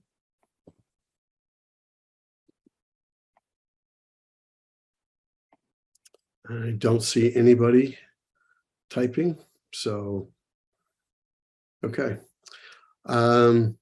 John, I think we're at that point where we take a motion for continue the hearing. Yeah. And our next date we'd be continuing this to is when? September 6th. Okay, and via Zoom. Yes. Okay. If the board has no further questions tonight for the applicant or from Beta, I would entertain a motion to continue this hearing. I Move move to to continue continue. this. Sorry. Go ahead, all yours. Alan, Go you're ahead, on page Ellen. 1. Haven't Go heard ahead. from you much, Ellen. Go. I've made it to page 1. You made it to That's page 1. because you spoke. I move to continue the public hearing for the project at, sorry, let me get the address. 394 to 396. Thank you. Providence. 394 to 396 Providence Highway to the planning board meeting on September, did you say 6th? Yes, at 7 p.m. At 7 p.m. via Zoom. Second. Here, motion and a second to continue. Any further discussion? I'll take a roll call vote. Ellen, Aye. Phil, Aye. Kate, Aye. I vote aye also. We'll see you on the 6th. Thank you. Thank you very much. Thank you. Thank you. I think that's the night after Labor Day, right? Yeah. Everything changes. Night after Labor Day. Okay. Next on our agenda was 200 University. Is that right? John? Yes. So this is a request that Jennifer Luoni is with us. Your meeting packet contains materials pertaining to landscaping modifications requested as a minor modification to the previously approved landscaping plan dated January 22nd, 2019. Included is a detailed description of the proposed modifications, copy of the previously approved landscape plan, the following of the requested modifications, and all the requested modifications at the different areas of the site are listed in your summary. So we have Jennifer Luoni on the line, Chris, to represent the applicant for these changes. Great. Hello. Thank you, John. Hello. All right, do you want me to just run through the changes really quick or? Yeah, I just pulled up the plans on my screen. Sure, Yeah. sure. Yeah, sure. Why don't we do that? Okay, I think first my letter just state what our goal here is, and really is this project, as probably many of you know, have been active for years. And over the past, I would say 1.5 years, I don't know if you guys are all seeing this, but the cost of landscaping or steel and everything has just gone through the roof. So when we went to go buy the landscaping, there was a big bust. So we asked the landscaper to look at it with us and just say, hey, how can we reduce some cost, without really changing the overall look? So a lot of the plants that I've circled each area, a lot of the low ground cover plants are just green, kind of low plants, and we're just going to replace it with grass. And then we have really that's all the kind of the areas that are circled. So they're the low sumac, and our plan is just put grass there instead of putting these plants here. And then in the back of the buildings where we have the 3 larger trees that we're trying to reduce. And this is kind of helping us get within the budget that we carried. That's really as simple as it is. So how many plants are we taking away? Well, Chris, if I could, You may. if I just look at the letter that Jennifer sent, from the northeast corner, you're talking about 11, 20, 26. On the northwest corner, another 11 for 37. At the southwest corner, you've got another 18. So if my numbers are correct, a total of 55 plants being removed from the site. And how many to remain? None? Oh, no, there's plants to remain. I didn't highlight that. I'd have to zoom in on the thing. But Can we identify those that you're electing to remain? Where is it? Just the non-yellowed area? Yeah, it's the non-yellowed area. All the other ones in between the 2 yellow areas on the side of the building. The landscaping all the way to the left of the parking, all the existing trees we're keeping, existing along the property line on the side, and then a few at the back. So it's really just kind of some ground cover in areas that we didn't think that would have a major impact, and we're replacing it with grass. So the overall look should be close to the same. So when was this landscape plan approved by the board? Oh, it was first approved probably 4 years ago, and then it lapsed, or it take 3 years to lapse? And then I think it was 2. 2, okay, 2 years to lapse. Because I think it was reapproved in November of 2021. Yep. So it was reapproved in November 2021, and it had lapsed for that. So it had to have been approved in 2019 then originally? Yeah, January of 2019, then it was reapproved in November of 2021. Yep. November of 21, so about 9 months ago? So you're saying the landscape costs have gone up so much in 9 months that we can't do it anymore? Since we approved I just this? think we're asking for relief. I'm not going to say that we can't do it. No, I'm not going to say everything substantially has gone up. Yes, almost the price of all building materials have doubled in the past 9 months. It's been pretty out of control. Not just landscaping. And I'm looking at a Google Street or Google image, and I see trees between the parking area and University Ave currently. Yes. And what I'm looking at here is 3 trees to remain. We have, is that right? Am I looking at that correctly? Is that Dartmouth Street to the bottom? Dartmouth Street's on the left of the drawing. On the left, on the Oh, bottom, sorry, that's another building. My mistake. So it's at the top of this picture is University. Oh, yes, yeah. Okay, sorry. So these trees would remain, or they'd be Yes, everything that's not highlighted yellow will remain. Yep, or be put in.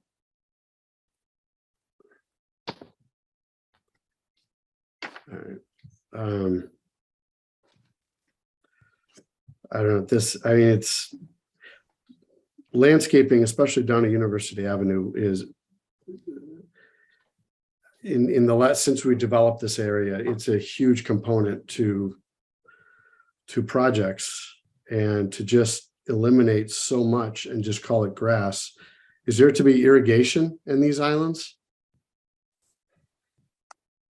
I do not think there's going to be irrigation, no. No, I know there's irrigation next door, but not here. And I think partially the reason that they're not putting irrigation in is because this site is existing. Right. We are repaving, but they weren't going to tear all the curbing. Everything you see here is pretty much being put back in as is.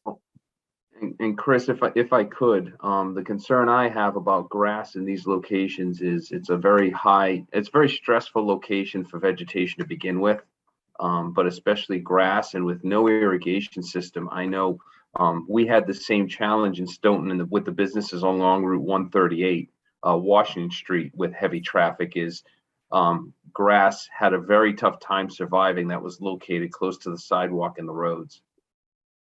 So that is a concern, in my opinion.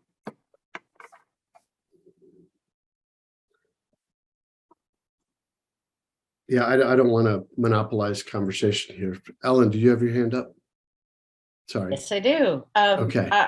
I'm sympathetic to the increased costs. I think everybody is feeling that. My concerns are less aesthetic and a little bit more about the watershed. Since you are on that side, you're on the Neponset side of University Ave. There's a big difference. I mean, I'm looking at the amount of plants, root plants, that you want to remove and that you would not be putting in. And my concern is more about runoff, because grass is a very different animal as far as dealing with stormwater runoff than roots are. There's, so is there any room for compromise? Like maybe reduce the number of plantings, but not just eliminate X number of sumacs here and X number of sumacs there and having it be all grass. I'm not a big fan of straight grass personally. Yes, there's absolutely compromise. I think I'd be more amenable to coming up with something in between everything that you've, had been asked to do or had been approved to do, and zero, in some of these areas in straight grass. I'd be more amenable to somewhere in between personally. Sure. Yeah, as presented right now, I'm not a fan of this plan. Having been a part of the board that was a part of the earlier decisions, I'm not in favor of altering this to this extent. No problem. I would echo that, and I would just join in on John's comments, particularly where we have drought conditions and whatnot. I think it would be very tough to get. I just find it hard to go forward on what is the proposal. It's no problem. The client asked, because of financial situation, to look at it, ask you guys, take this route and see if we could. If it's not something that you guys feel that you want to approve, take care of it. I won't speak on behalf of the board unless if anyone has any further questions or comments for the applicant. So Chris, there is one more item to discuss besides the landscaping reductions. The applicant has requested a waiver of the $250 modification fee for an EIDR. So I'd like to get the board's take on waiving the $250 application fee for the modification. For this modification? Yes. For the request for a modification or for a modification? Yeah, there's normally an application fee of $250 to modify a previously approved EIDR, and so this is a modification. So there is a waiver request for the application fee of $250 for this. So if the modification request is denied, Is there still a fee? Yeah, there is usually a fee. Okay. So it's, okay. Yeah. It's associated with the request, not the granting. Correct. It's for the request. Well, yes, who just Can I- said, Kate, this is yeah. Kate. Chris, I am personally, I'm inclined to grant the waiver, but not grant the modification. I was going Continue to say the discussion. exact same thing. Thank you. I'd be fine with that, but I would not vote in favor of this modification. So can I make a motion to that effect? Is that the next, what happens now? Well, I think we have two requests here. One is the modification, which I think we would entertain a waiver for that and see if we have approval from the board. And beyond, after that, we'll, I think, discuss the request for the fee waiver. But I So also if someone, point out that the board would need to determine whether or not it's a minor modification that's being requested. Because if the minor modification, sorry, you're cutting out, Nora. it would require a public hearing. Right. So we, we would have to do that. So we need to determine as a board, do we just determine these to be minor modifications? If they're major, we need a new public hearing to be opened.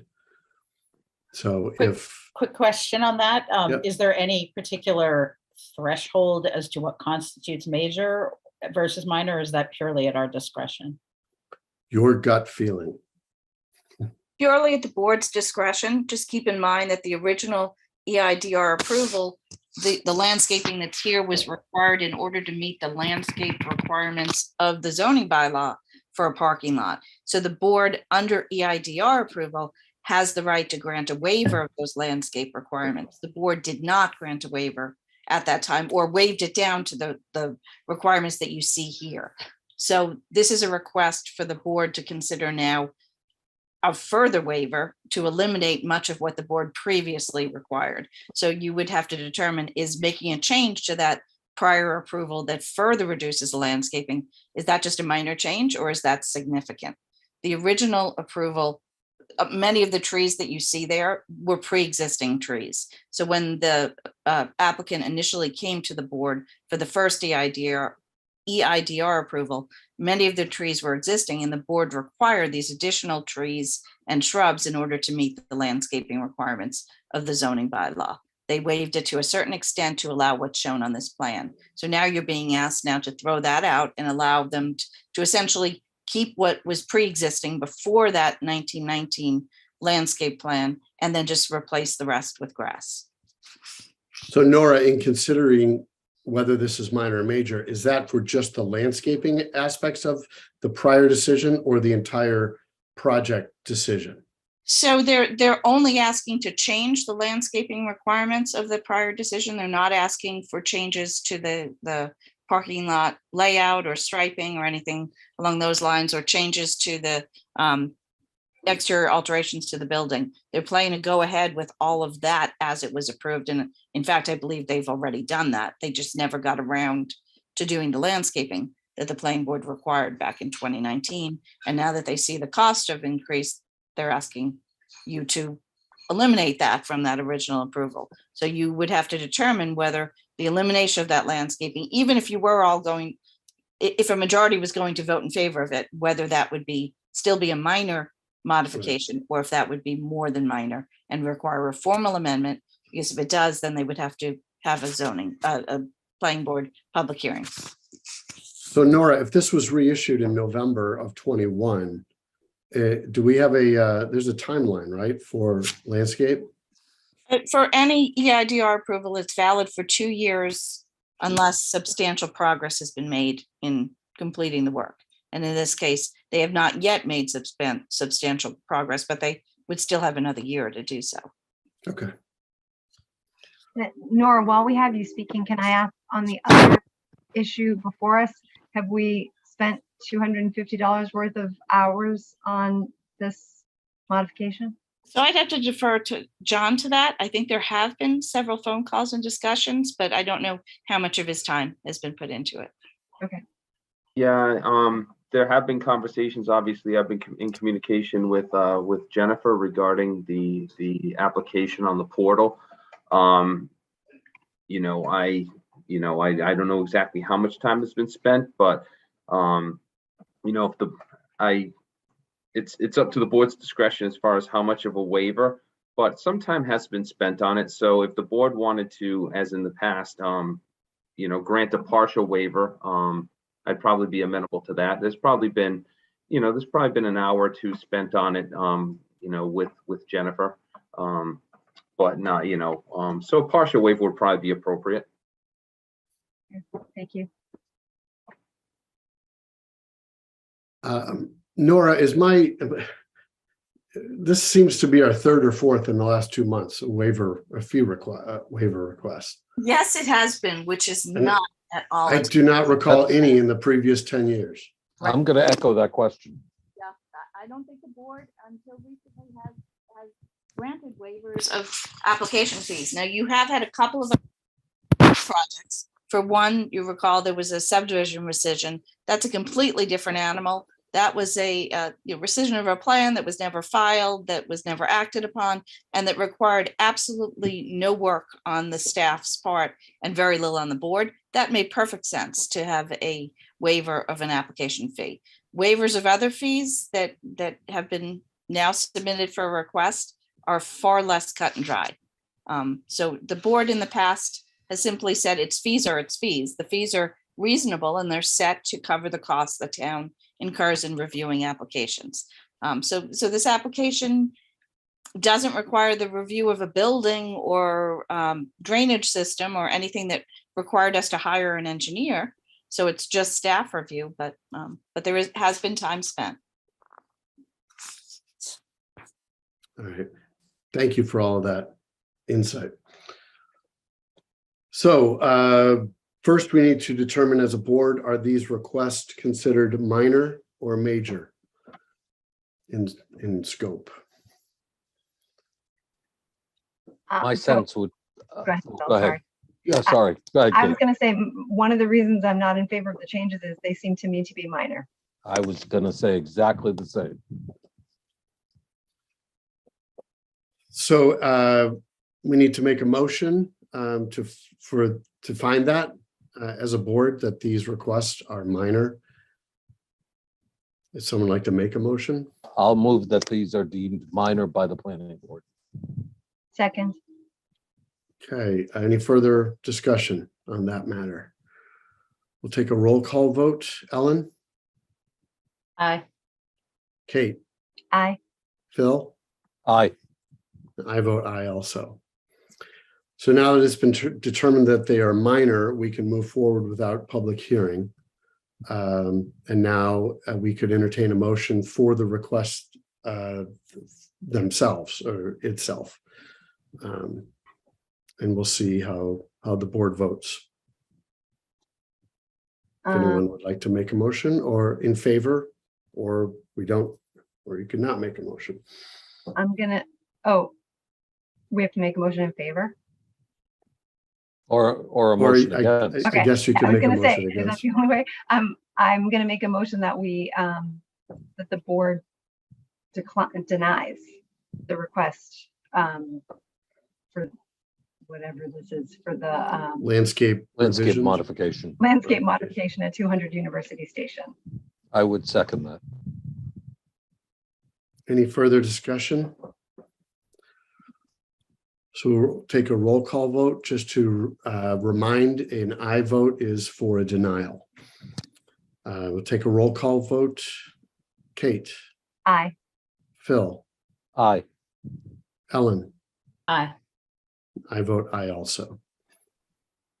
The last request is for the fee waiver. And I would entertain a motion however you see fit. I If would at all. move, sorry, I would move to, based on, the feedback from Mr. Charbonneau, I would move to reduce the fee. My thought is either $100 or $150. I'm not sure which would be more appropriate based on his feedback. So I'd be willing to grant a partial waiver. I think we need a definite number if you're going to make a motion. Okay, I move to reduce the fee to $100. I'll second. So we have a motion and a second to reduce the fee to $100. Is there any further discussion? Thank you. What is the normal fee for this? $250. I think we split it in half and make it 125, I'm amenable to that. Should I amend my motion? if you would. Well, I think, can we amend that, Nora, John, or do we Yeah, have to sure. vote on that? Yeah, Okay. you can make a friendly amendment. Friendly amendment to change the figure of the fee to $125. I'll second. Any further discussion on the fee waiver request? Okay, we'll take a roll call vote. Kate, Aye. Ellen, Aye. Phil, Aye. and I'll vote aye as well. Was this a hearing? No, No. no, it's Okay, not a sorry. public hearing. So nothing to close. No. Okay. Next on our agenda Thank you. is, Thank you, Jen. sorry, Bye, I thank you. apologize. I Nope, didn't see her. I thank- thought she Thank left. you. Bye, have a good night. Good night. Thank you. Let's see, what do we have next? The discussion sorry, about can- potential zoning amendments. Can I interrupt really quick? Ellen, I'm sorry, did you guys say 150 or 125? 125 is what we Okay, so voted cut it on. in half. All right, thank you. Yes. That's what I Yes. thought. Don't be taking the other 25, Jessica. Sorry, John, what's next? The continued discussion of potential zoning amendments and revisions to planning board rules and regulations. To give the board a quick update, Nora and I have been working on, drafted up some amendments to the subdivision rules and regs and the rules and regulations on EIDRs and special permits. And Nora and I haven't a chance to sit down and go over them in detail, but I proposed some changes based on notes Abby had left, and also to update the submission requirements based on the fact that we have the online portal and we don't receive paper copies of most things anymore. So that is being worked on. And the next thing that Nora asked me to work on is take a look at the scenic road bylaw. So I'll be doing that here in the coming days. So work on that has begun. I'll just, if we can get it a little bit earlier than especially where it's a Labor Day weekend meeting, that would be helpful, just to have an opportunity to review. That's my only request. Second. And just to note, those revisions to rules and regulations will require a public hearing. So at this point, they're just in a draft version to just start thinking about what changes you want. So all the changes that Abby has been noting over the years need to be made. John has incorporated those. And then if there's anything else you think has to be picked up, they can be picked up, and then a public hearing will be scheduled.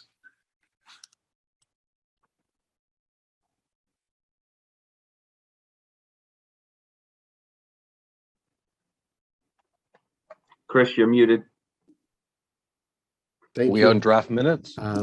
Yes. No, I was going to Oh. ask, Josh had submitted something to you. I'm not certain if this is the right time to bring it up. He wanted to broach the subject of a couple of zoning bylaw. But I'm not certain that in his absence, we should, I don't know. I don't know your thoughts on that. You can have this same discussion at your next meeting, and you can continue to have this on an ongoing basis so that you discuss potential zoning bylaw amendments as they occur to you. The reason that the discussions had started at the meeting in July and are continuing now is that if you were planning for something for a fall town meeting, and I will say it doesn't look like there will be a fall town meeting, but the final decision will be made by the select board in September. But if you were planning for that, you would have had to have been working on it already. So I think whatever zoning amendments you're interested in pursuing at this point are for the spring town meeting. The sooner you get them to John so he can start working on them, the better. But you absolutely can have this as a regular discussion item at your September 6th meeting, September 20th, and on for as long as you need to. On On a similar note, I think it was omitted this meeting on the agenda, the furthering discussion of the implementation of our town comprehensive plan that we brought up last time, but it's not on the agenda. So I'd like to add that for the next meeting as possible discussion or opportunities for discussion. One thing I'd like to add to the list that we've kind of touched on it before for potential zoning articles, but that is becoming more obvious, particularly in light of the gas station discussion. If we can't mandate to some degree some sort of clean energy requirements, perhaps we could think about finding ways to incentivize getting businesses to put solar on their roof. I think it might be worthwhile having some conversations about what could we offer that would be reasonable and potentially some requirements to some degree. I'm not sure what we're allowed to do and what we're not allowed to do, but I think it would be worthwhile having some of those conversations. And I know there's been talk about sustainability, in a broad kind of, and EV charging stations as part of things we should require. But I think some nod to solar and something around that would be worthwhile. Because to Ms. Fusco's point, not just us, but Norfolk County is looking at cutting down forests before they're looking at roofs. And to me, that's backwards. So whatever we can do to initiate some of those conversations and maybe make it worth a developer's while to do something with a rooftop or a parking lot would be something I'd definitely be interested in. So Nora, a question on that, if you could offer some insight.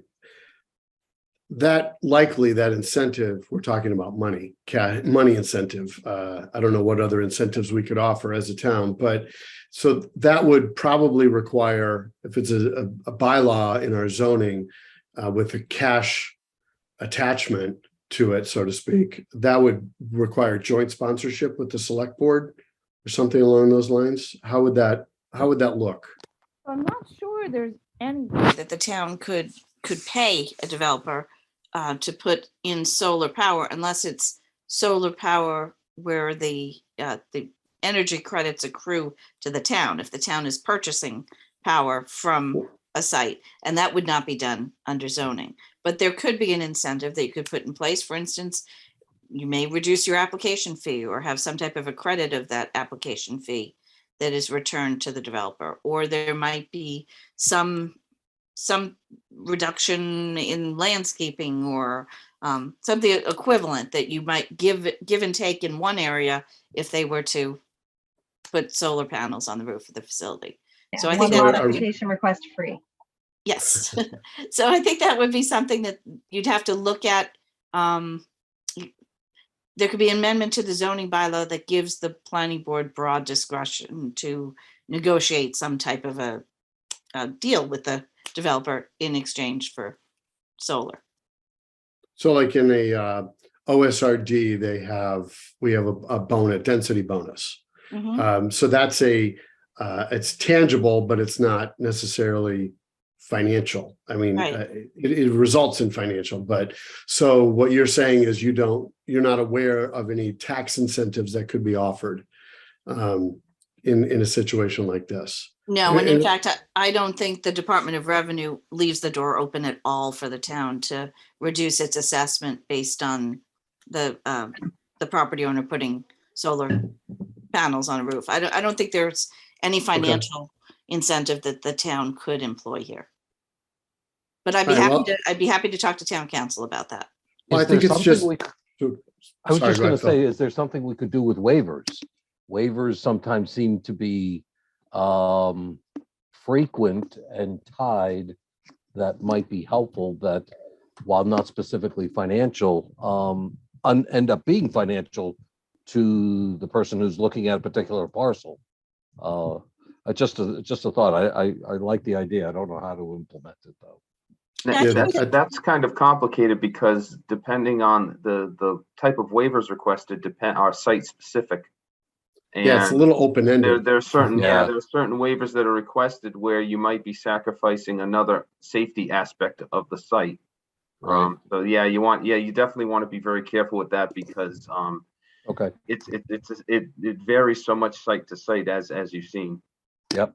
Right, so Okay. I think you'd want to look at exactly what it is that you have requirements for a commercial site and what are often being asked to be waived, something that commercial developers don't like to do, that the board typically does prefer, and see if there's anything that you would more prefer to have solar and be willing to give up on something else. And landscaping is the one that comes to mind. Unfortunately, they're not really equivalent. You usually want both, right? You want the solar panels on the roof and you would love some more shade trees. So, but we can look into that some more and we can explore to see what other towns have done. Okay. Can I just throw out one other thing? I feel like if, and I do appreciate Ms. Fusco bringing that question up. I think we may have talked before about kind of having a standard list of questions that we ask each applicant at their projects. If that becomes a question that applicants can expect to hear from us, we may start to get a different answer just because we keep asking. Something to consider. Yes, so at a minimum, you have your list of environmental impact design review standards. You could add a solar standard to that set of standards, and an applicant would have to justify to you why they would not comply. Yeah. So just change the balance of power. Yeah. And that would be a good discussion to have, because then the question could be posed in terms of incentives. Isn't the incentive that they're going to save money on their energy bills by installing solar? That's usually the incentive, is they save money on their utility bills going forward. Yeah. They'll also Particularly get if them. we do something with EV charging stations, there's kind of a synergistic relationship there. I'm sure it's not cheap to charge electric cars. Right. So, and if they're providing the charging station, which I'm also in favor of, they might be more inclined to want to find a way to offset the cost of that. So I was actually not thinking like in terms of offering the money. I was thinking something like akin to the density bonus, but it sounds like there are some areas that we could potentially do something that would sweeten the pot, because we get a lot of, we're going to make the roof solar ready, which is a good first step. But I don't think a lot of those solar ready roofs have ended up with solar panels. So I want to kind of push this a little further if possible. Because What's interesting is there's a Walmart on Route 146 going up as you went to Worcester near Holy Cross. And years ago, when that was first built, they put individual wind turbines on their light poles in the parking lot. But somewhere along the line, and I remember visiting that store and asking the manager how it went, and he said it reduced their energy cost by about 33%. But at some point, they took out those wind turbines. So I'm guessing at some point it wasn't so cost effective anymore. So I'd like to give them a call and find out what exactly changed over the years where they took those individual turbines. I'd never seen that before, individual turbines on light poles like that. But I thought that was pretty interesting and creative. I think the encouragement of solar, particularly, it's hard to do a one-off and say in exchange for landscaping. But that certainly is something that if they check that box on behalf of their application, obviously that's going to be give us more, encouragement on, maybe you will get a modification on the landscaping, which we were just talking about, or something else. They are site specific, but I like the idea of putting it in as part of the standard, set of questions. Because in an example like with the Cobea group, the site may be so tight that there's really not much flexibility to give them much more relief than they're already getting. So I think bringing up a standard question is probably the most effective way to address it in some instances. And it's at the outset. It's like when you're starting the process, you already know it's something that you want to give some consideration, as compared to when you've already, hired the engineers, you've already gone down the path, and then all of a sudden you're getting Phil Giordano saying, "What about solar?" or Alan or someone else. So I think it's a good idea. Yeah, I do like the idea of pursuing this possibly for a Springtown meeting. I do think, though, just asking the question is one thing, but I think we need to reach deeper and acknowledge just asking the question is not likely going to produce a whole lot of different results, because there is a significant financial investment for these applicants to do this, and the ROI, it could take years for them to see this back. and the energy cost savings. I understand it's the good thing to do as a good neighbor, but at the end of the day, these people are building to make money. And so I think we do need to explore incentive it and, oh my gosh, I can't speak. A way to incentivize. Incentivizing. Thank you. That's a right verb. To the applicants going forward. I like it. I think it's something that, may not result in anything, but it might. But it might push it a little farther, discussion farther down the road, that we eventually do hit on something that does work. So I think I'd like to, think about it till the 6th and then revisit this if you ever come up with some things. And if Nora and John can look at our bylaws and maybe see some areas that we could explore for that. I don't know. I think it's definitely worthy pursuing. Great. Any other thoughts or comments for zoning amendments? I think we should just have some kind of list of standards or something for fee waivers. I mean, they're ad hoc now. And I'm not adverse to, a split of a fee or something like that, but I think we should give some guidance to people so they understand when a fee waiver makes sense and when it doesn't make sense. Yeah, I mentioned this to John. I'm a little fearful that given how many we've seen recently, do we open a Pandora's box here by doing it in the first one? I don't want this to become a habit of applicants to come forward and ask for their money back, even though they use town source resources. Well, the standard could be the fee waiver will not be approved unless there's a hardship or something akin to Or it saying can be, you have a hurdle to get to a fee waiver. Yeah. Basically, if it doesn't involve town resources, at the discretion of the town planner. Yeah. If the town planners utilized whatever time spent, then there's going to be an associated cost with that, Exactly. even if it results in a denial. Yeah. Agreed. Sometimes it costs to play. Yep. And that's kind of how this works. Agree. All right. Thanks for that, Phil. Any other comments, zoning amendments? Okay, John, anything next on that, or are we 2 minutes? I think we're 2 minutes. All right. I had an opportunity to read them. I did not see anything that jumped out to me that needed amending. No revisions, no additions for me. None for me. I reviewed and didn't see anything. None for me. Yeah, I reviewed them and I did not see anything that I wanted to change. Great Okay. job. Yeah. So yes, excellent job. So I'll take a motion to accept the meeting minutes as submitted. Motion to accept the planning board minutes from Tuesday, July 12th, 2022 as presented. Second. Any further discussion on the minutes? All right, we'll take a roll call vote. Phil, Aye. Ellen, Aye. Kate. Aye. And I vote aye also. Okay, that's it for our agenda. We'll take a motion to adjourn. So moved. Second. Any discussion? Seeing none. Ellen, Aye. Kate, Aye. Phil. Aye. I vote aye also. Thank you, everyone, for your Thank work. you, everybody. Appreciate it. We'll Thank see you, you on everybody. September 6th. Enjoy your Labor Day weekend and the Have rest a of good rest of the summer. Right. Enjoy the rest of your summer. the Take care. All right. Good night.